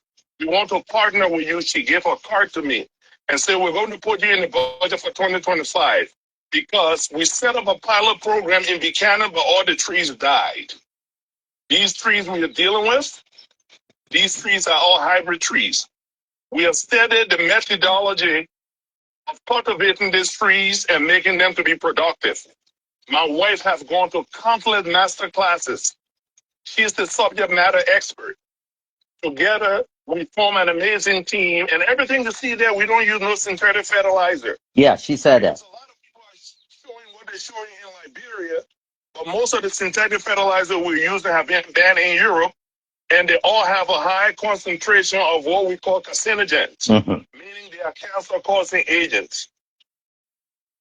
Everything on our farm is 100% organic. We make our own organic fertilizer, pesticides, and everything else. Ciara gave me the opportunity for us to meet up. But after we contacted her, she sent her procurement people. For some reason, the Liberian portion of the company, Concern Liberia, and Ciara is listening to this, she can attest to that. We got WhatsApp messages and emails to prove that. They have vehemently decided not to deal with us. We don't care. We're going to add value to what we're doing on the farm. We are creating a training center on the farm so we can have more RIA farms in Liberia. Today, it's not a win for me or my wife. It's a win for Liberia. Yes, definitely. See other countries, when little things happen, they amplify it so they can get on the world stage. But we don't. We suppress our gains in the country. For whatever reason, only God one knows.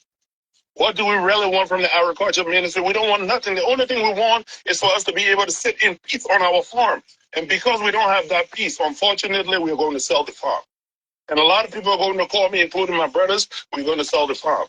People are refusing to interact with us. And then I want to come to the part, the technical part when we come to the trees. You'll talk to someone, they say, "Oh, I'm going to Ghana to go and buy trees." And people from the diaspora, they're very bad for this. I'm not going to mince my words today. Go ahead.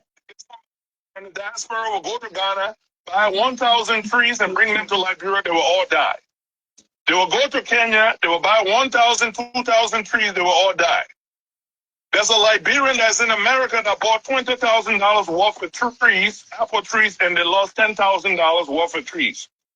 Because everything in Liberia is secret. No one wants to share idea on what to do. Now, new flash for Liberian people. All the apple you are buying from Kenya is not going to bear. Because we have two things when you come to apple cultivation. We have something that we call apples that are self-pollinated. That means they don't need another tree to get pollen from that tree for them to be able to flower and bear. Yeah. We got other apples that needs another apple tree so you can get the pollen from that tree to pollinate that tree for you to get apples from the tree. We were able to get a farm in Canada in a place called Nova Scotia, Mom and Pop Farm, that gave us the ingredient that we needed to be successful. We studied the methodology, we put it together, we used what we brought from Kenya, and we add our knowledge to it. Look at the results we have today. This is hours and relentless hours and days of working. When we bring those seedlings to the country, they're like 6 inches high. But look at the height of those seedlings now. I just want to thank my wife for having the courage. You know, if I was in my wife's shoes, The funny thing is, I've lived in Zimbabwe for over 20 years. And people respect me more in Zimbabwe than they respect me in Liberia. I go to the central police station in Zimbabwe when I have an issue, get police from there, go to court and do everything, get justice on time. When I was building my house in Zimbabwe in 2013, I never had a bill. A builder that came to me and told me, oh, my mom's sick today, so my mom not coming back. I'm not coming back to work, taking my money and running away. My wife wasn't there when I was doing all that in Zimbabwe. Why can't that hospitality be reciprocated to my wife? I sent you a copy of my wife's resident permit in Liberia. We follow everything to the letter. We want to be law-abiding citizens. The new resident permit they gave her, the card that looks like a credit card, my wife is one of the first recipients of those cards. She has resident to be in there. There's a certain farmer there that is friends with the agriculture ministry that told the people at the immigration gate there to profile my wife. What? My wife has been put down from the vehicle knowing that she had, my wife, just to put things in perspective. You mean you are Liberian married to her? That alone automatically makes her. Are you kidding me? Because the people fighting us for the land. Do you know how many Ghanaians, Sierra Leoneans, all other nationalities living in bone mines? And they all go on the St. Paul River. They're dredging gold every day. Nobody bothers them. But my wife will pick up from the vehicle because we had a problem with somebody that's close to the minister and friends with the minister and have a farm that we're encroaching on our land. And we have to bring that. As we speak right now, I have to bring the survey of the Republic of Liberia. We have a pending case on our land. The case is before the court right now in Bone Mines. That's why I went to see the representative. My wife's been profiled there and everything else. What are we going to do? If I was in my wife's shoes, I would have gone back to Zimbabwe.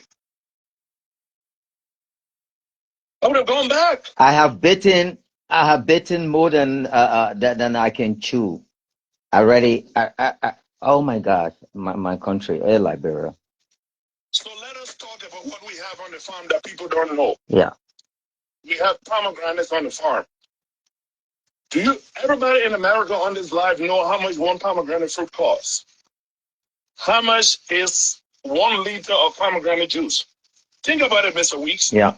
We're producing it for less in Liberia. If we can be able to produce pomegranate juice in Liberia and export it to the West, how many jobs we'll be able to create for the local community? Look on the farm. I got solar street lights. I install solar. I sell solar and put the solar street light up. There's someone from the diaspora that I went to the farm in Bone County and I put water on the farm. Now they're using showers on the farm. When the people are drinking murky water on the farm, we agreed the person was going to bring me a vehicle because I needed a truck. The person did not live to their end of the bargain. So everything I did for free. I have my welding machine. I have everything. When I'm going to your farm, I come to the farm. If you have any problem, we fix the problem. We put your water tower up and you get water right away. We started that. No one wants to pay. Even the people in the diaspora don't want to pay. Wow. Bring these streets in the country, they're not cheap. I have to pay for my weather accommodation and I have to pay for do everything. Then we bring them, we have to propagate them again. Look at the suitability of the soil in Liberia. We're in a group where we have soil testing. We can be able to administer soil testing. But nobody in our group will come to, or they rather go to Ghana or go to somebody who is not or non-Liberian for them to be able to do that. Liberia. My grandkids in the UK. I got 3 grandchildren in the UK and 2 daughters. My wife and I have 6 kids, 4 girls and 2 boys. I really don't need to come to Liberia. So let me put things into perspective for you. People think that Zimbabwe is backwards because of the sanction. No. When I got to Zimbabwe, I was even confused. I get my mail right on my gate.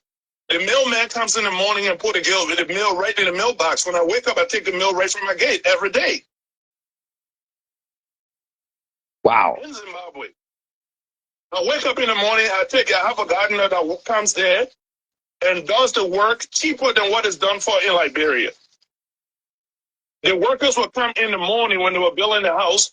They would come with they call it mealie meal. So the cooked cornmeal is a staple food like we have rice. The people worked to the point where I was so impressed, I had to cook for them daily. And they've never seen someone who hires them cook for them because they have a different system. I wasn't even used to having people working for the job that you pay them to do.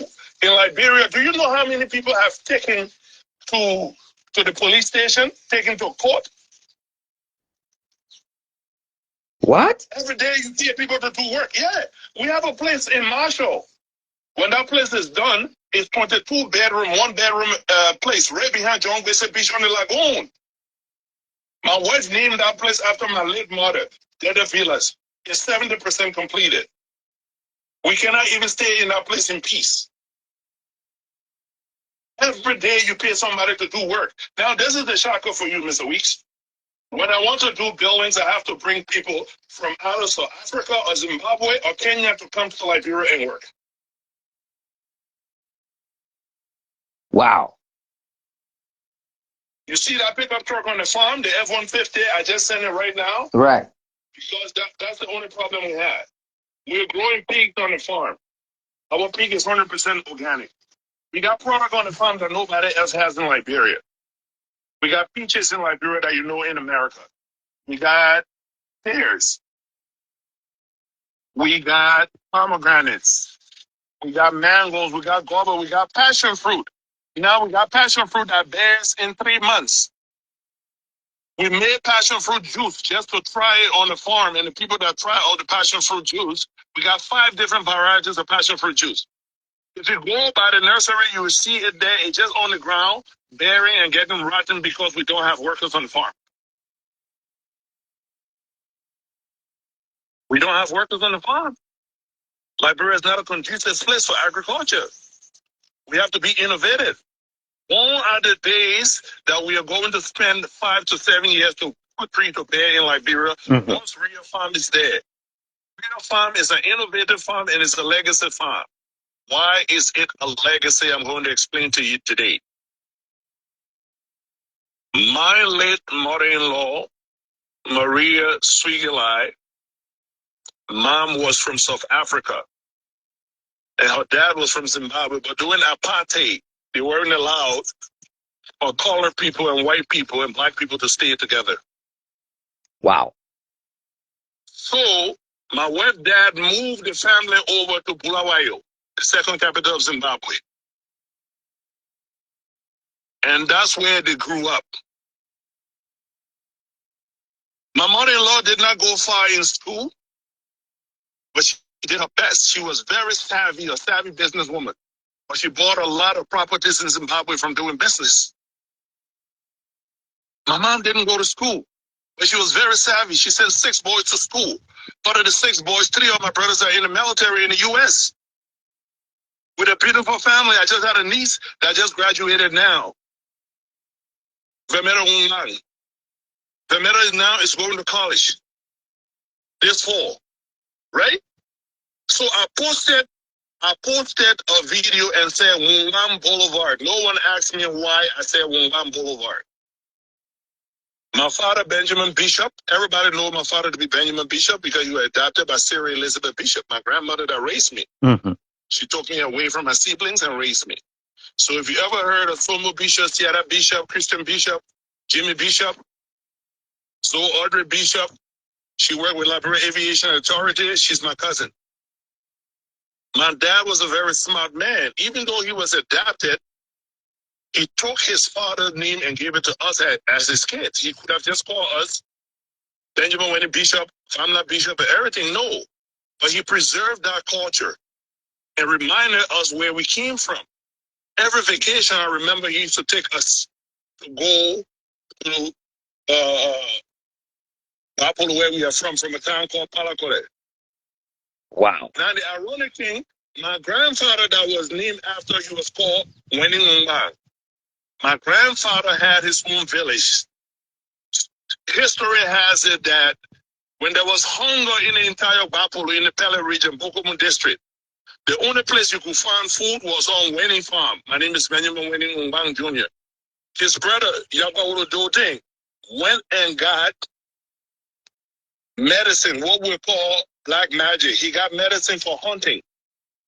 My grandfather brother used to go in the bush. He would shoot 20 out of 20 and bring animals. He took medicine so he and his brother can be able to feed people. Wow.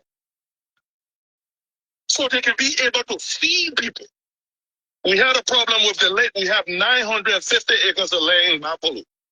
The late Senator Nathan went and encroached on our land before. We had a big problem with that. We're able to resolve the problem. We have all that now. We're trying to empower our people in the bush so they can be able to have everything that we have on our farm so we can extend it. We are open to training people on the farm. We're going to have our own training center. Now, here's the kicker to everything they're doing. I look at the haul trucks that they're hauling iron ore on and everything else. That's my background when it comes to heavy equipment safety, when it comes to civil construction, working in mines and everything else, open pit mines. My background is in occupational health and safety. My wife teaches confined space, fall protection, gas detection, and everything else. Like I said, she's an asset sitting there. What? I'm sitting in Canada now making X amount of dollars because I get a contract to come and work every 6 or 3 months in Canada when there's a shutdown. Shutdown meaning we shut the mine down and we're repairing all the equipment in the mine.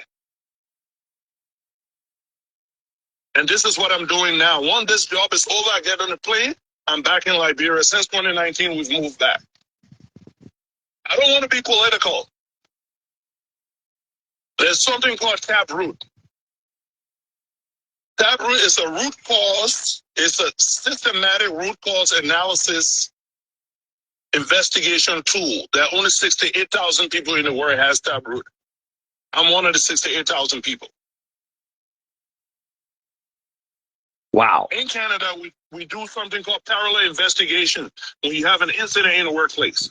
Do you know what we can be able to help the government with when it comes to regulations as it relates to mining, construction, and the different industries in Liberia?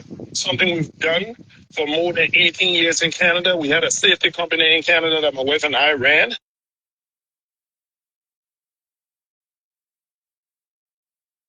And I speak 7 different languages, including Swahili, Lingala, French, and everything else. We're sitting there and no one is taking advantage of the opportunity. We pack our bag. My brothers are going to be shocked because they're on this live. We pack our bag to leave Liberia and go to Zimbabwe. I don't have to live in Liberia. I can go to Zimbabwe. I can go to UK where my kids are. Some of my kids are. Or come back to Canada instead. My last son just turned 19. He's here. Why do I have to go to Liberia where people threaten to kill my wife? Wow. When she has to abide by all the rules, she has a resident permit and everything else.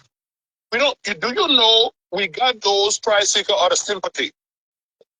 People that know us and think that we deserve better. They go and they put our names through, and then we went through the process. That's how we're able to get that. We didn't get that directly through the ministry. It was indirectly.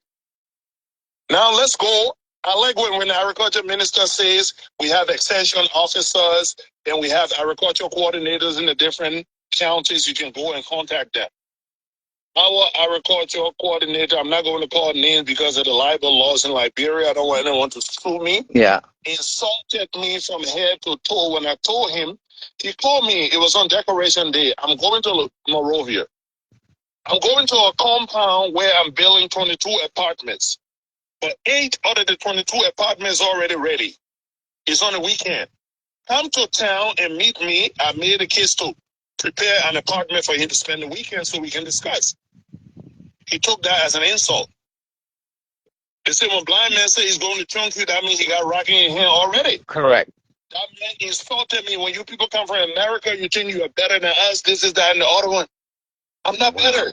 Mr. Weeks, I beg you to show the house that I was born in, me and my brothers. I sent it to you before so people can know where we're from. I will. We're very humble. I'm not going to sit and feel sorry for myself. No.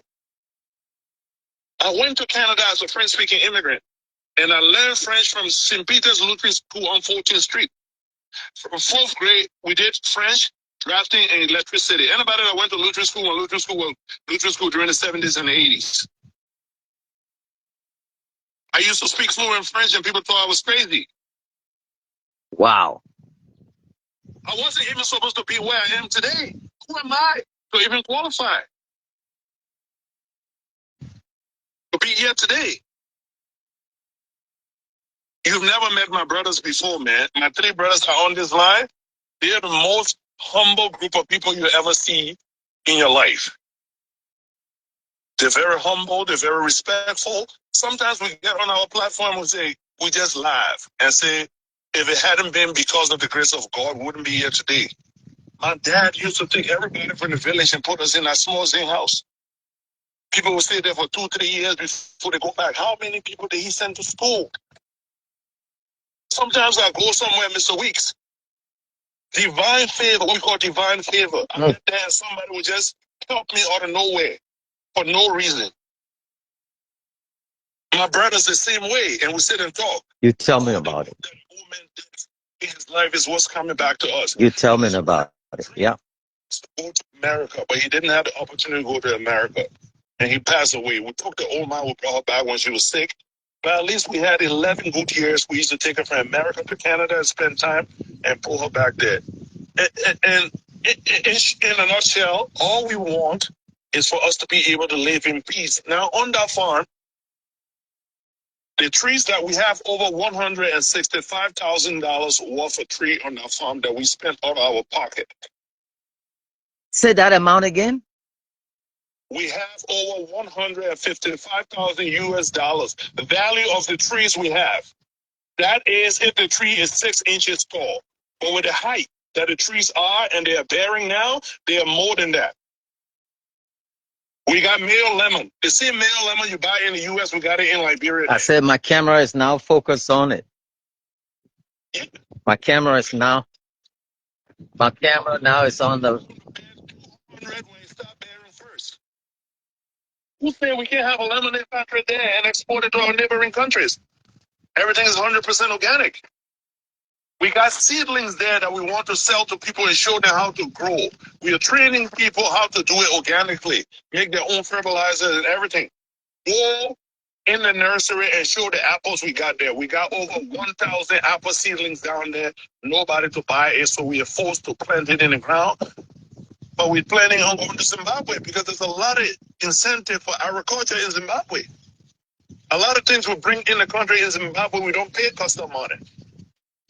Wow. We don't. We don't. So if Liberia is serious about agriculture, we have to be able to diversify. Who say we cannot take former districts where you are in Beaumont? My camera is not. My camera now is on the pomegranate tree right now. Yeah. Yeah, there's some ripe ones. To bear, everything on our farm. There's nothing on our farm that's going to bear what according to that. Then let's look at livestock. We got 7 different grass that you can feed your animal organically. That we're the only ones have it in Liberia. We have alfalfa, we have jinkpao, we have super napier, we have the dwarf napier. Everything you can think about. The nutrition we have on our farm, everything organic that we can be able to give to livestock. But who is going to support us? No one is going to support us because of the hatred, the divisiveness, and the backwardness in our country. Yeah. But you know what? They're not going to dampen our spirit. If they don't want to do it, no problem. You know, in the Congolese people have a saying in Lingala. They say, going in front doesn't mean you're going to arrive in time or be the first to arrive. Wow. Congo has a population of 119 million. Where my house is in Zimbabwe, in an hour and a half, I'm in the second capital of Botswana, Francistown. In 4 hours, I'm in Johannesburg. In 12 hours, I'm in the second capital of Congo, Lumumbashi. When I go to the Victoria Falls, that's 4 hours away from me, 15 minutes from Victoria Falls. I'm in Zambia in a place called Livingstone, which is a tourist attraction. I can go to Eswatini. I can go to Mozambique. I can go everywhere else. You see the markets that are available to me in that area? Wow. Why should I be sitting there and my own people? I will go back to my wife once again. I don't know what drives her. I don't know the courage, just the love for the people and the love for the culture. You know what my wife's favorite food is? Mm-mm. Dry kitchen tobagi. Wow. And she know how to cook it.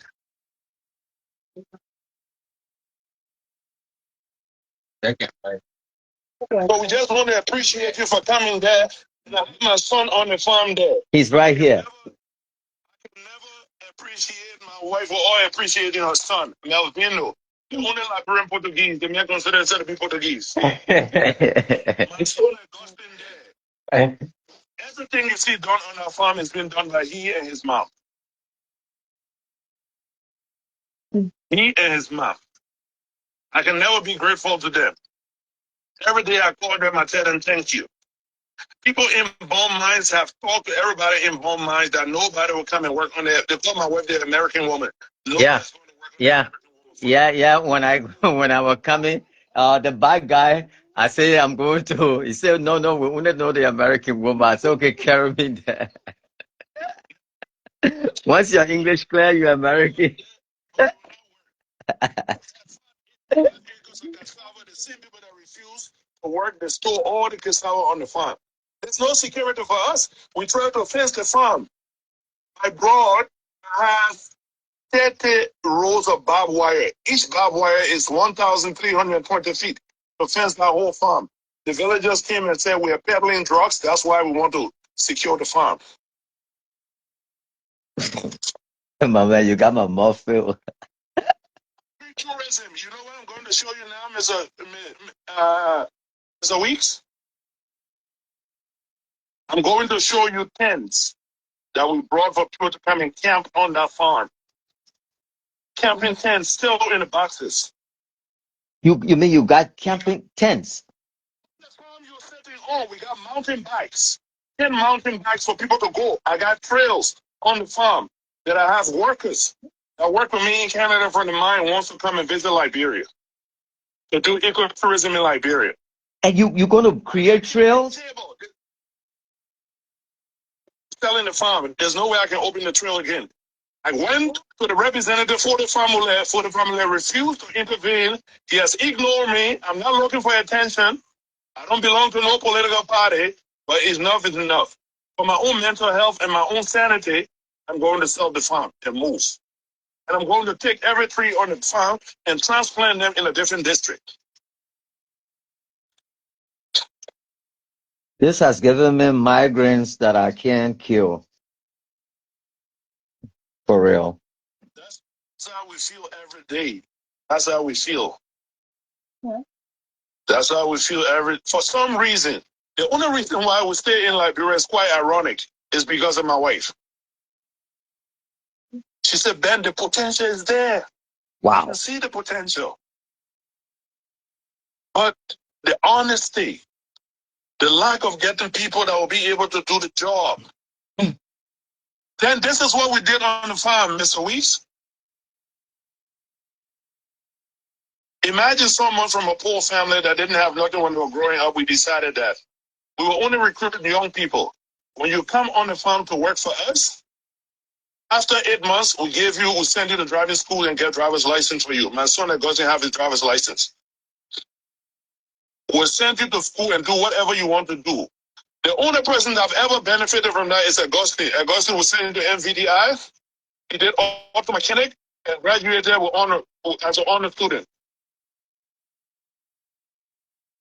Have you ever seen a Liberian kid that goes on YouTube and repair the lawnmowers and repair machines that we have there? That's the kid that's standing in front of you. Augustine? This Augustine I'm showing you. Augustine is the only one that benefited from the program. Now today I'm going to put everybody on blast. There's a group from Bond County that call themselves Bond Pro. So all the professionals from Bone County decided they were going to come together. They wanted to have a collaboration, right? They had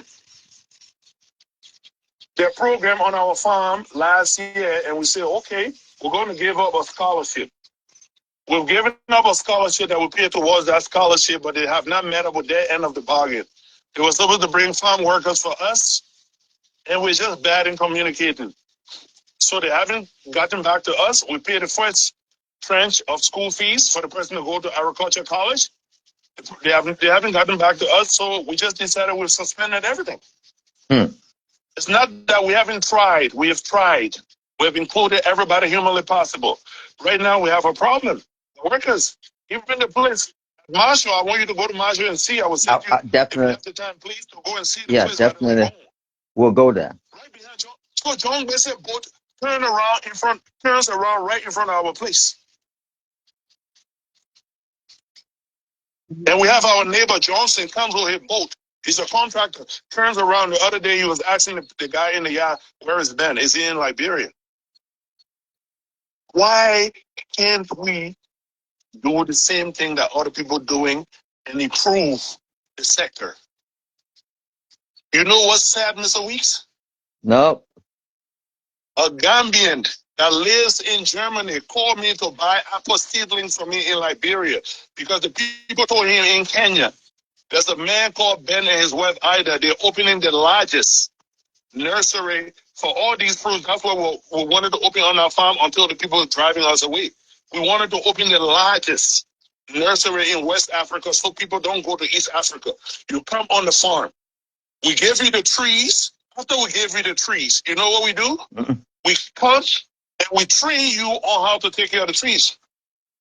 So that is, they would have been like the hub where people from different countries in West Africa can come out here and buy their stuff from here. Don't go to Kenya. My wife just came from Kenya a few months ago. $1,600 for the ticket. They have paid for her Airbnb for 2 weeks. And every farm you go to, including the government farm on the university campus in Kenya, you pay the minimum of $25. No farm allows you to go in there for free.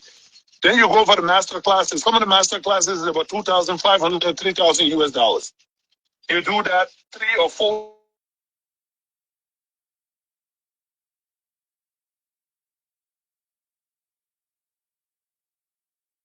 times. Like, I'm just putting money in the hole, and no money is coming back. But that's a dream, and we see the potential, and we know what's possible. I dare Liberians to say they will come together. Liberians in Liberia and in the diaspora and say, we are going to do group funding. We're going to go on the farm, and everybody that comes on the farm pay 50 cents. Let us have 20,000 people come to visit the farm so we can show what we do on the farm and let them do excursions like the way other people do in other countries. Do you know how many people in Canada that haven't seen a live goat before? Kids in school that haven't seen the tree that pomegranates grow on? Yeah. People are surprised when they show them rubber trees. My son saw a live chicken. A live chicken. The first time he came here was his first time to see a live chicken. Yeah. He ran behind it all day. We have so much potential. Look at the road that's coming to us. So this is part of the funding. The guy my neighbor that's close to me from Jenny Cooper time is public record. Jenny Cooper recognized he and his wife and gave them up to $350,000 in grant. He has gotten grant more than 3 times. And some of the preconditions for the grant is to have from farm to market access. But look at the road you came on. Yeah. I packed, we have to pack in Beaumont at the parking there, and then we took a bite. But hey. Right now, the vehicles you see on the farm, we're not going to move them until the dry season. Wow. We're not going to move them to the dry season. And we're sitting on the farm, but you were to go to that farm that's gotten almost $600,000 in grant from the agriculture ministry from both regime. And you look at our farm, you would think that we have gotten grant from the government, but we have not gotten grant from the government. If it wasn't raining today, we're going to give you cold beer from the fridge because the solar is there. Right. In the night, that's why they call that place City in the Jungle. In the night, that whole place is lit with solar lights. What more can we do? How can we be able? So right now, there's just this resentment that the people by us, they're so resentful and they hate us so much, there's no way they can be able to benefit from us. Damn. Even if we wanted to help them, there's no way. There's no way. We have a pending case now on the land of that neighbor that encroached on our land because he took part of our farm and got money from the agriculture ministry to do low land rights thing because the agriculture ministry was giving $1,000 per hectare. He didn't have enough swamp. He came to our place with all the agriculture ministry during the investigation. They gave him the money when he was encroaching on our land. When he was encroaching on our land, planting rice in our swamp. But you got two people sitting on 19 acres of land. When are we going to be able to go around that whole place? You're sitting there. You hear power saw, people sawing the tree in our bush. There's nothing we can do. Safety is first. Right. What can we do? Went to the local lawmaker there, Mr. Famula there, RLG. I met him in town. And there's a big problem with me meeting people. I don't like to wear long trousers. Me and my wife will always be in shorts and sandals. I get sent away from a lot of ministries when I go to, so I always carry my backpack.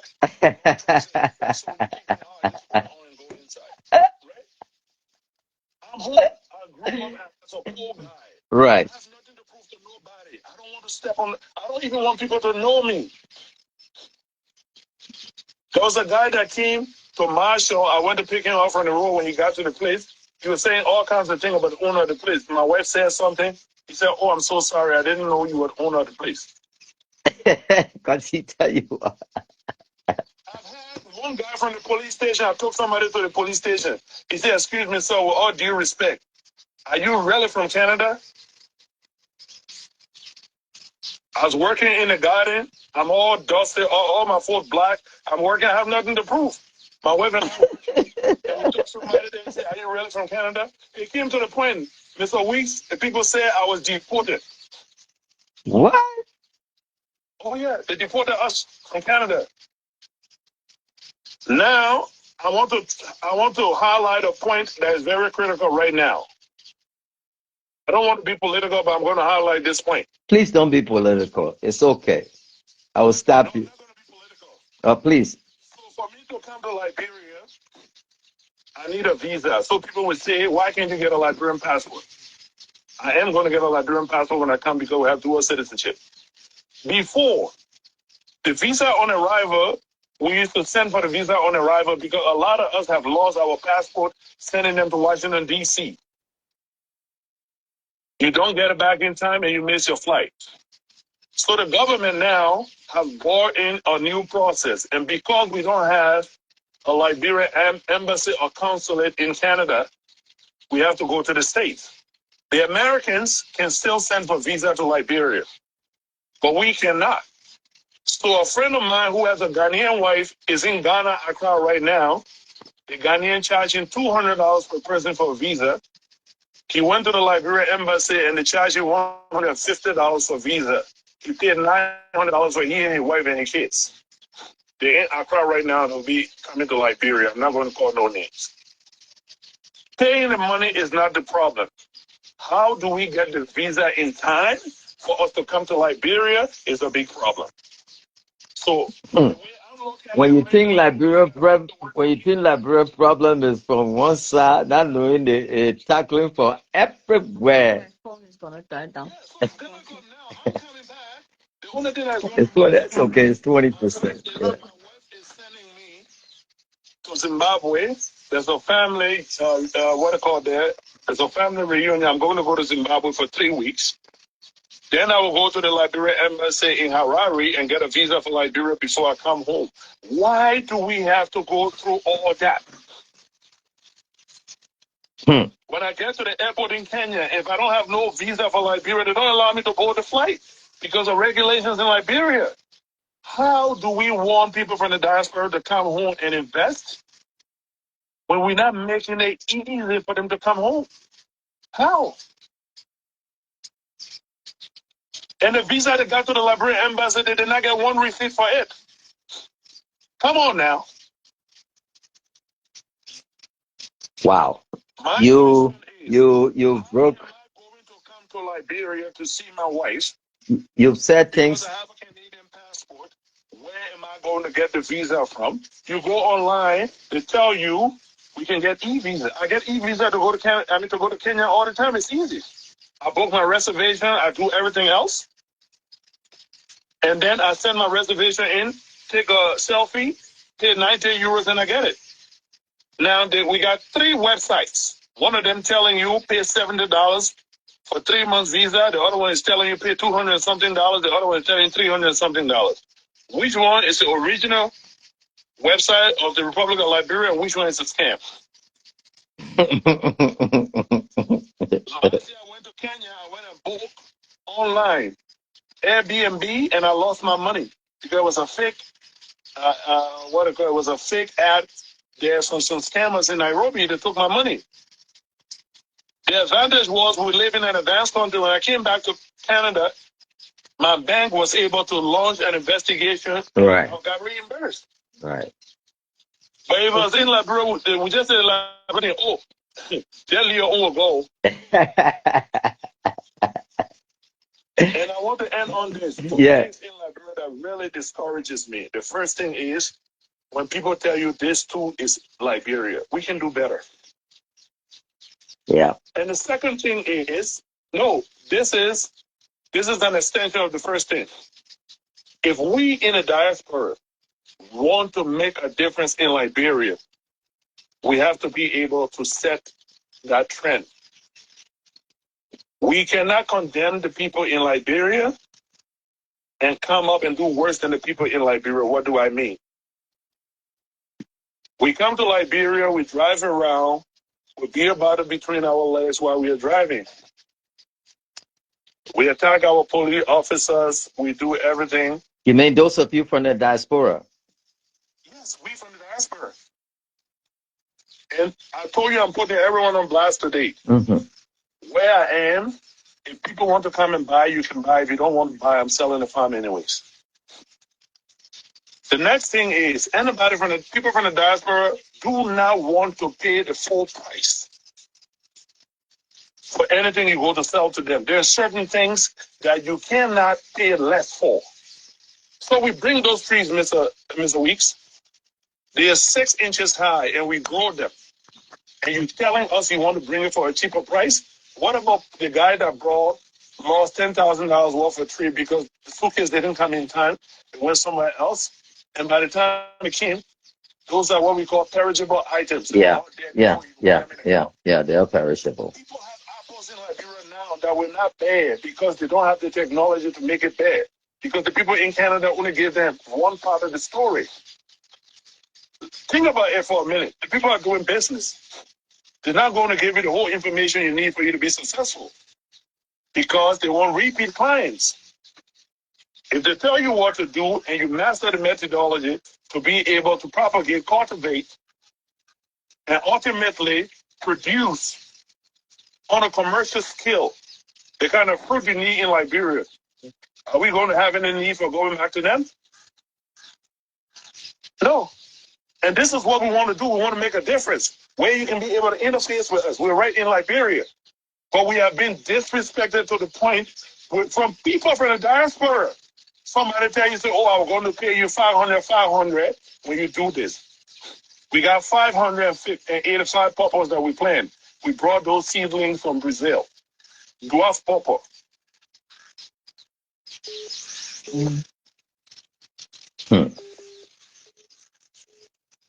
Oh my gosh. Wow.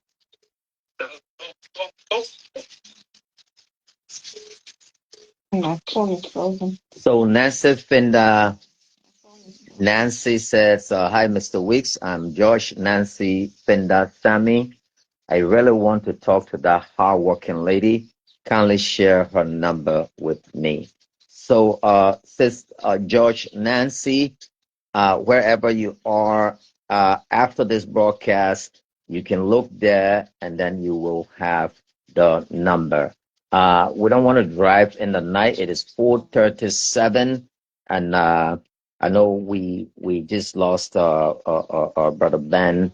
We will now go back to my dear sister, and be able to talk to her, and then but yeah, and then we talk to her, and once we talk to her, but what brother Ben was saying was that, and even that is applied to all of us, that you don't respect the rules, you don't respect police in New York.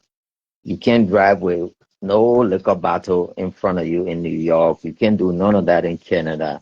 But we Liberians, once we arrive in Liberia, no, from the airport, we'll start cussing. Even on the plane, we get that and all of that. He was talking. Even though, people were saying, oh, yeah, off topic and not on topic. It is all about the frustration, that we are having in our country. And I'm so happy. Again, I just want to say thanks to Orange Network for this impeccable service out here in the forest. Uh, I never thought I would have gotten a signal from here, but when I inserted my orange card, it was so, so, so beautiful. Let's get back to our sister Ida. Uh, I mean, when your sweetheart was speaking, your body language were more, uh, yeah, when he was talking, we'll get back to him. I'll get back to him. Okay. It was totally, you you look like you were fed up. Uh, I can't really say I'm fed up. I think I'm more disappointed. I'm really, really disappointed in the fact that, we cannot get the workers. We don't have a system that is working. Everybody's interested in doing agriculture. People are interested. The interest is there. They want to grow the food, but there is no support. So how do we move from A to B to C and D and move forward? Mhm. Because this cannot go on. It's not sustainable. It's not working. So if it's not working, we've got to try something that is working. And bringing in food from different parts of the world is not going to solve our situation here in Africa. It's not going to solve it. We need to solve our own problems in Africa, and we need to grow our own food. What's that one disappointing thing about this country or your experience? I think the main disappointing thing for me, and it's not personal, it's it's a human factor. There is absolutely nothing that you can do without human beings. We're trying to run a company. We're trying to provide services, but you cannot provide those services if you don't have any workers. And that's where the human factor comes in. Mhm. You cannot control human beings that do not want to work. The mindset, the people's mindset needs to change About work. about work. It needs to change. The government is not responsible for everything to do with your life. Right. You've got to take some responsibilities and pick yourself up and provide for your family. Mhm.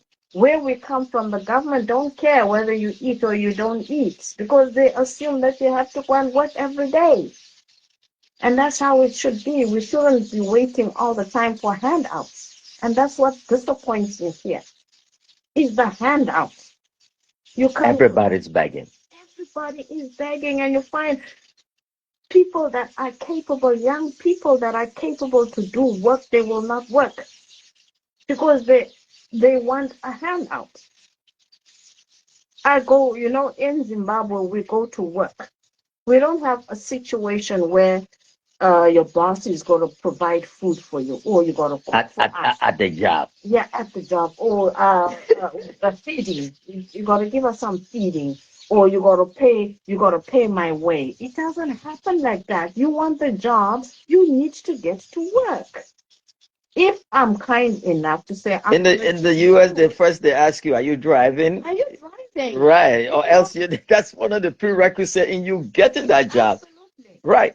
People will leave a job to work to get the money every day simply because you say maybe you're not going to cook for them. So who is supposed to cook for you? You're responsible for yourself.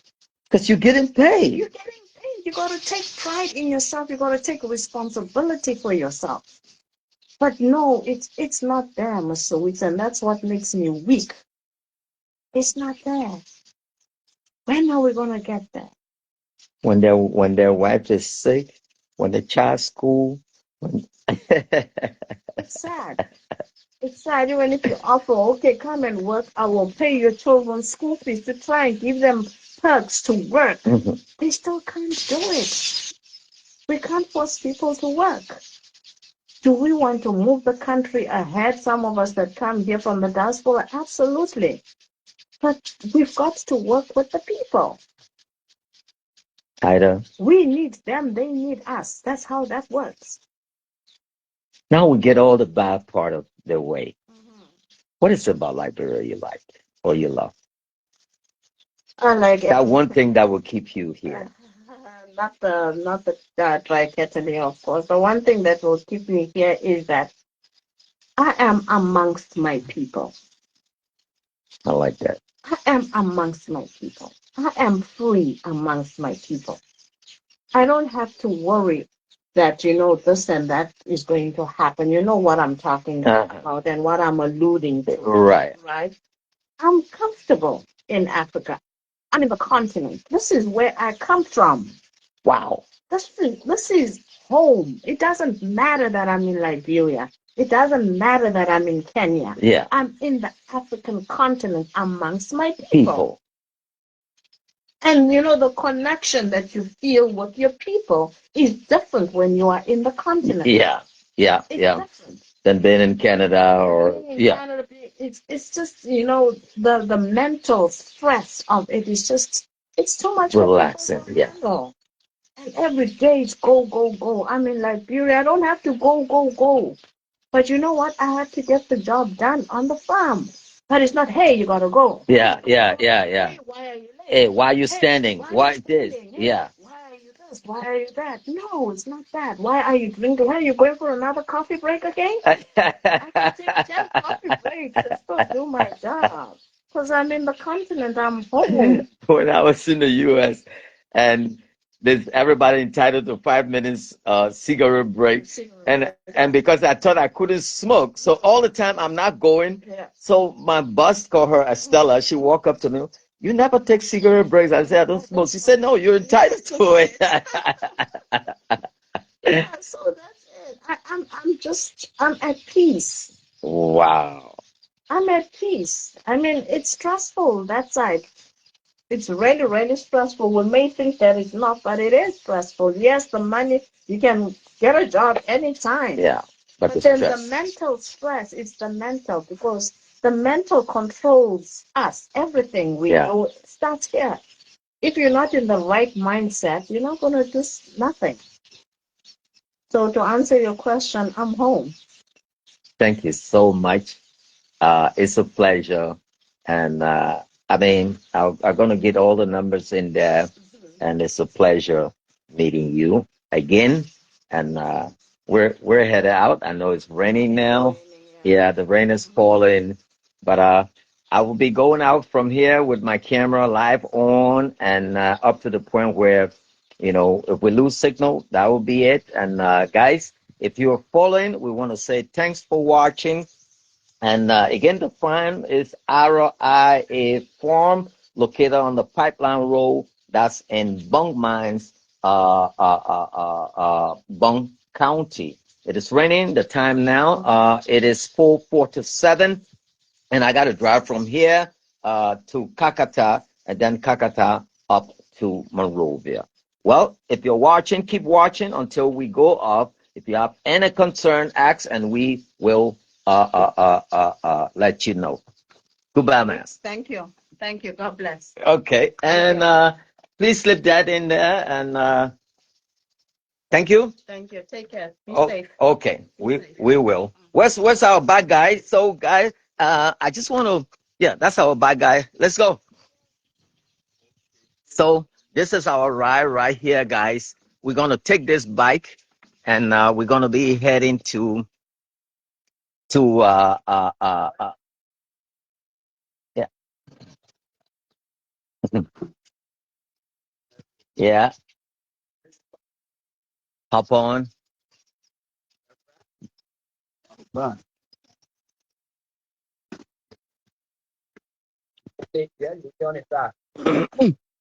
try try to pass on the side. We will not get on. Oh, yeah. So come in front and meet us there. So I just want to give you. I will keep the camera on so that you could see as we get out. Uh, it's a good thing so that you will see, and experience the farm, the road, and all of that. But you've gotten let's say a synopsis.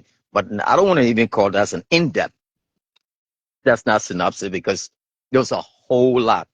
And because of the time, we had to, and the batteries, it was low battery. Even if the battery was not low, we're still going to cut banner off because of the time.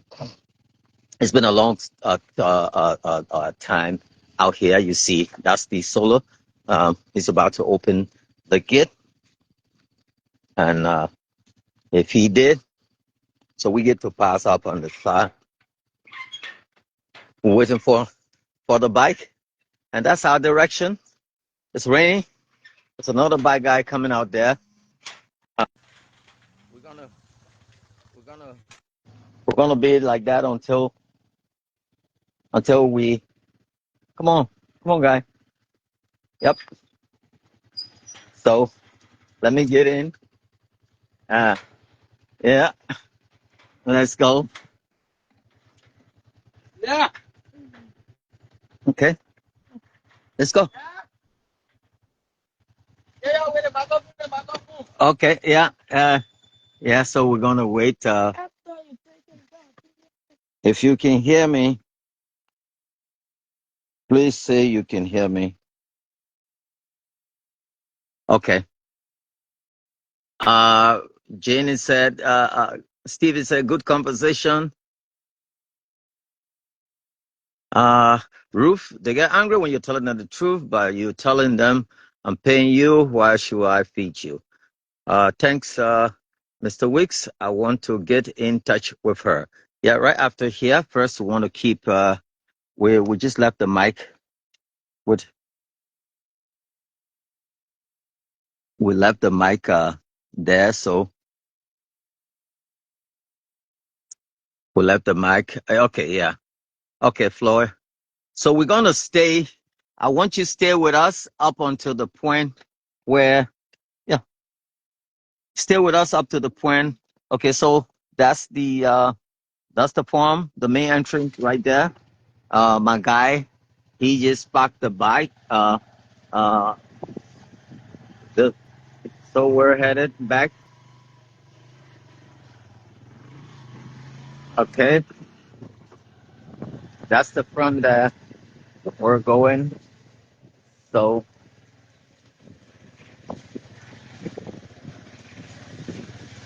I get right a bike, ignore me.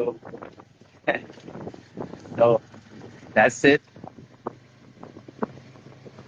We're headed back, and there's a lot that you get to learn.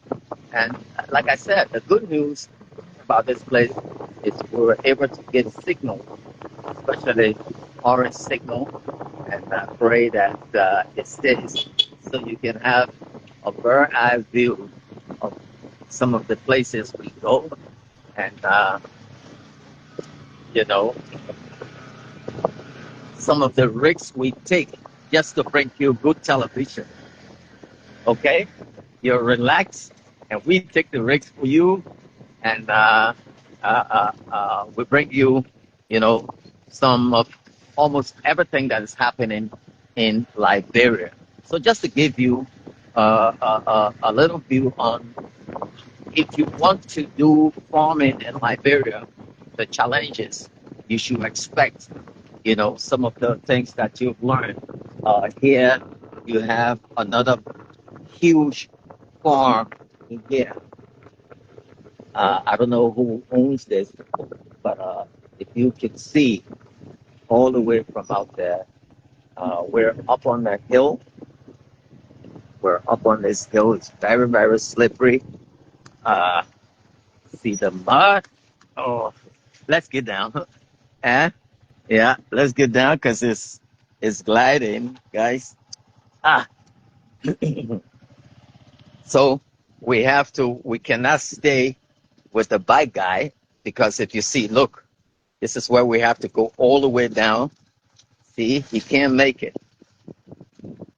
So we have to take our time or else it's going to be some kind of tree system will be somersaulting. I can't even stand well.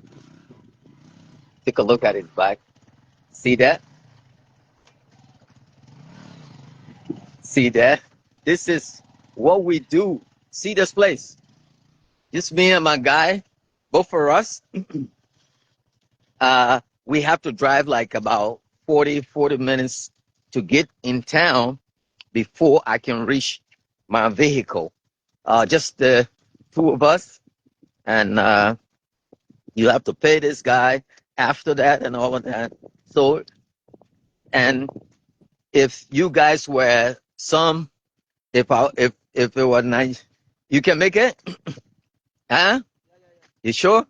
So you see this other farm is a very big farm. Let me just go up there to show you. See this farm. See this farmland here. This person's farmland. You see all of that. Liberia is a beautiful, beautiful country. Now, I wish I'm from Liberia, but I wish I were from different country because for a different country, you will have all the financial support for the program you're doing.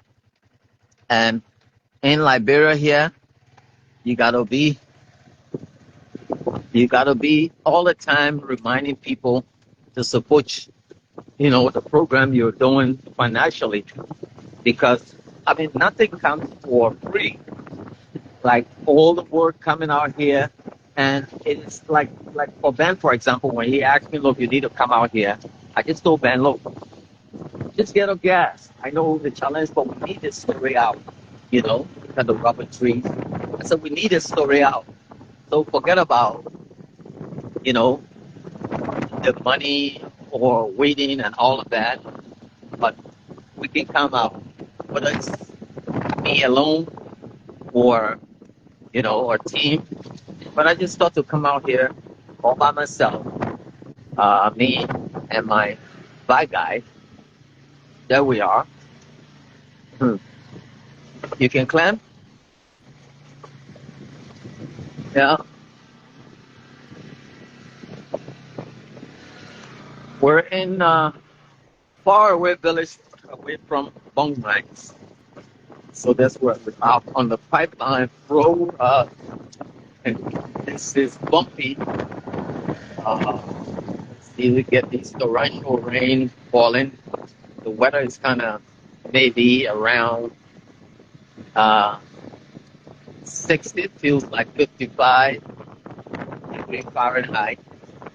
I mean, like we're talking 60 to 17 degrees Celsius. Uh, and we're on this road. And look at the farm. I don't know who owns this farm place, but there it is. We're headed back until we get to the main road. And then we gave you can't bring a car out here because if you did, yeah,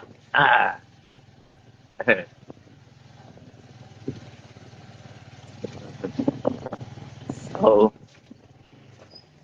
yeah, will just plunge into the water. See the man, you come from on the farm. Oh, watch out. Stop, let's stop, and then stop. You can go. We're back. We're back again on another hill. Stay with us, guys. How you doing? Mm-mm. You all right? What your name? Fatu, how are you? And you? Patrick, that your wife? Your friend? What farm you're from? You're working there? Oh, okay. She works there too? She looks pregnant. Huh? She carrying your baby? Huh? Can I give her 200? Come for it, sweetheart. Yeah. Here. Take 300, yeah? You my friend, yeah? Okay, take care. Okay. Okay. So we just saw that lady out there. I mean, it is tough out here. Real. That 300 that I gave her right there, right? It's not small money. She can get that money to go cook a good meal, here, 300 liberty, that's $1.50. That's what they work for all day. They go in the morning and they work hard, even in another part of Bung, where they go on the rubber tree and they will, pile all of that. And it is the women who work here for the men to feed the men. It's like that. So they do all the farming, all of that before, you know. Yeah, there it is. So we we finally made it here. Mhm. And it is not easy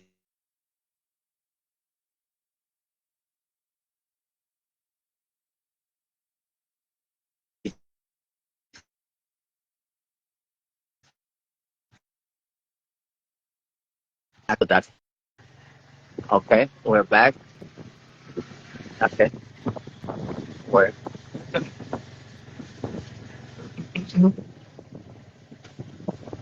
we're back. I think again, you get that. Man, I hear if you can't claim it on for so. Huh? Can they get?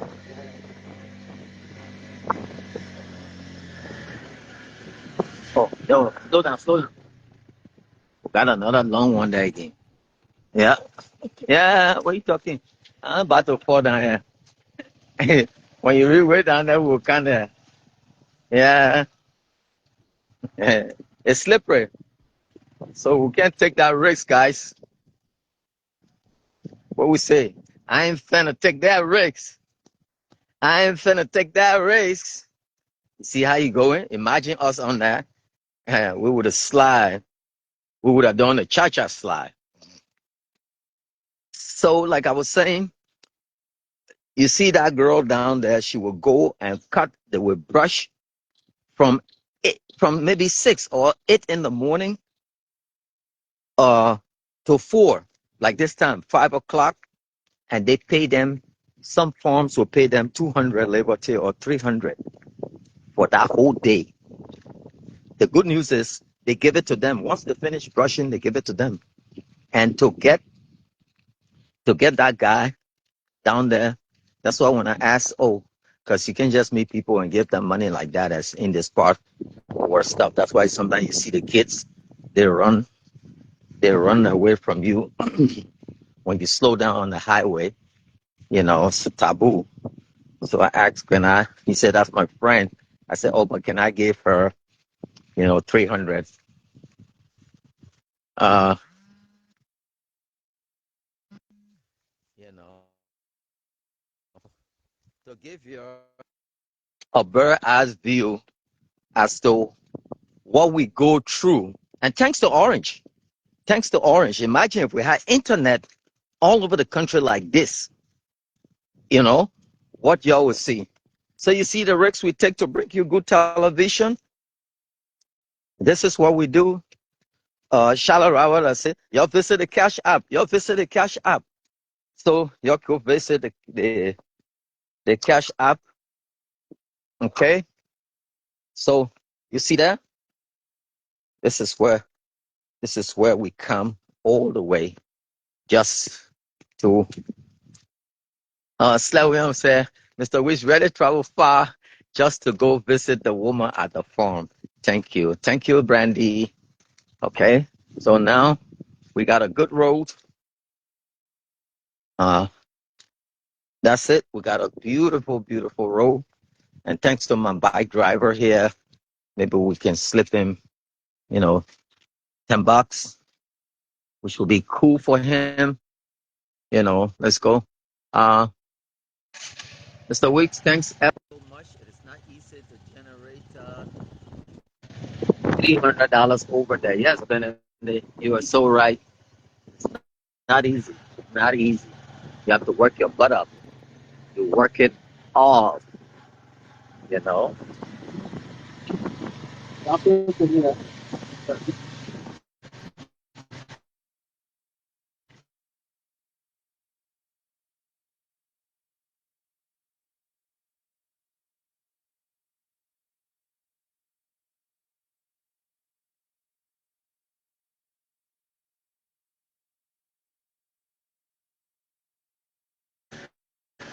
Okay.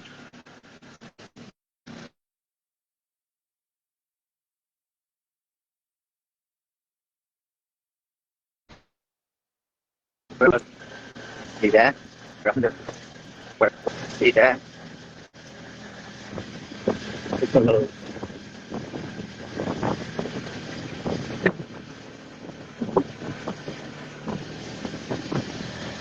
See that?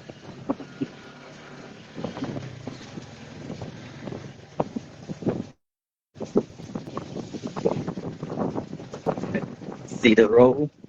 Hit the road, Jack. See that? Oh, this is bumpy. You get home, you go hot bath, and in other country you're going to get a muscles, but that's not the case. You know. Uh,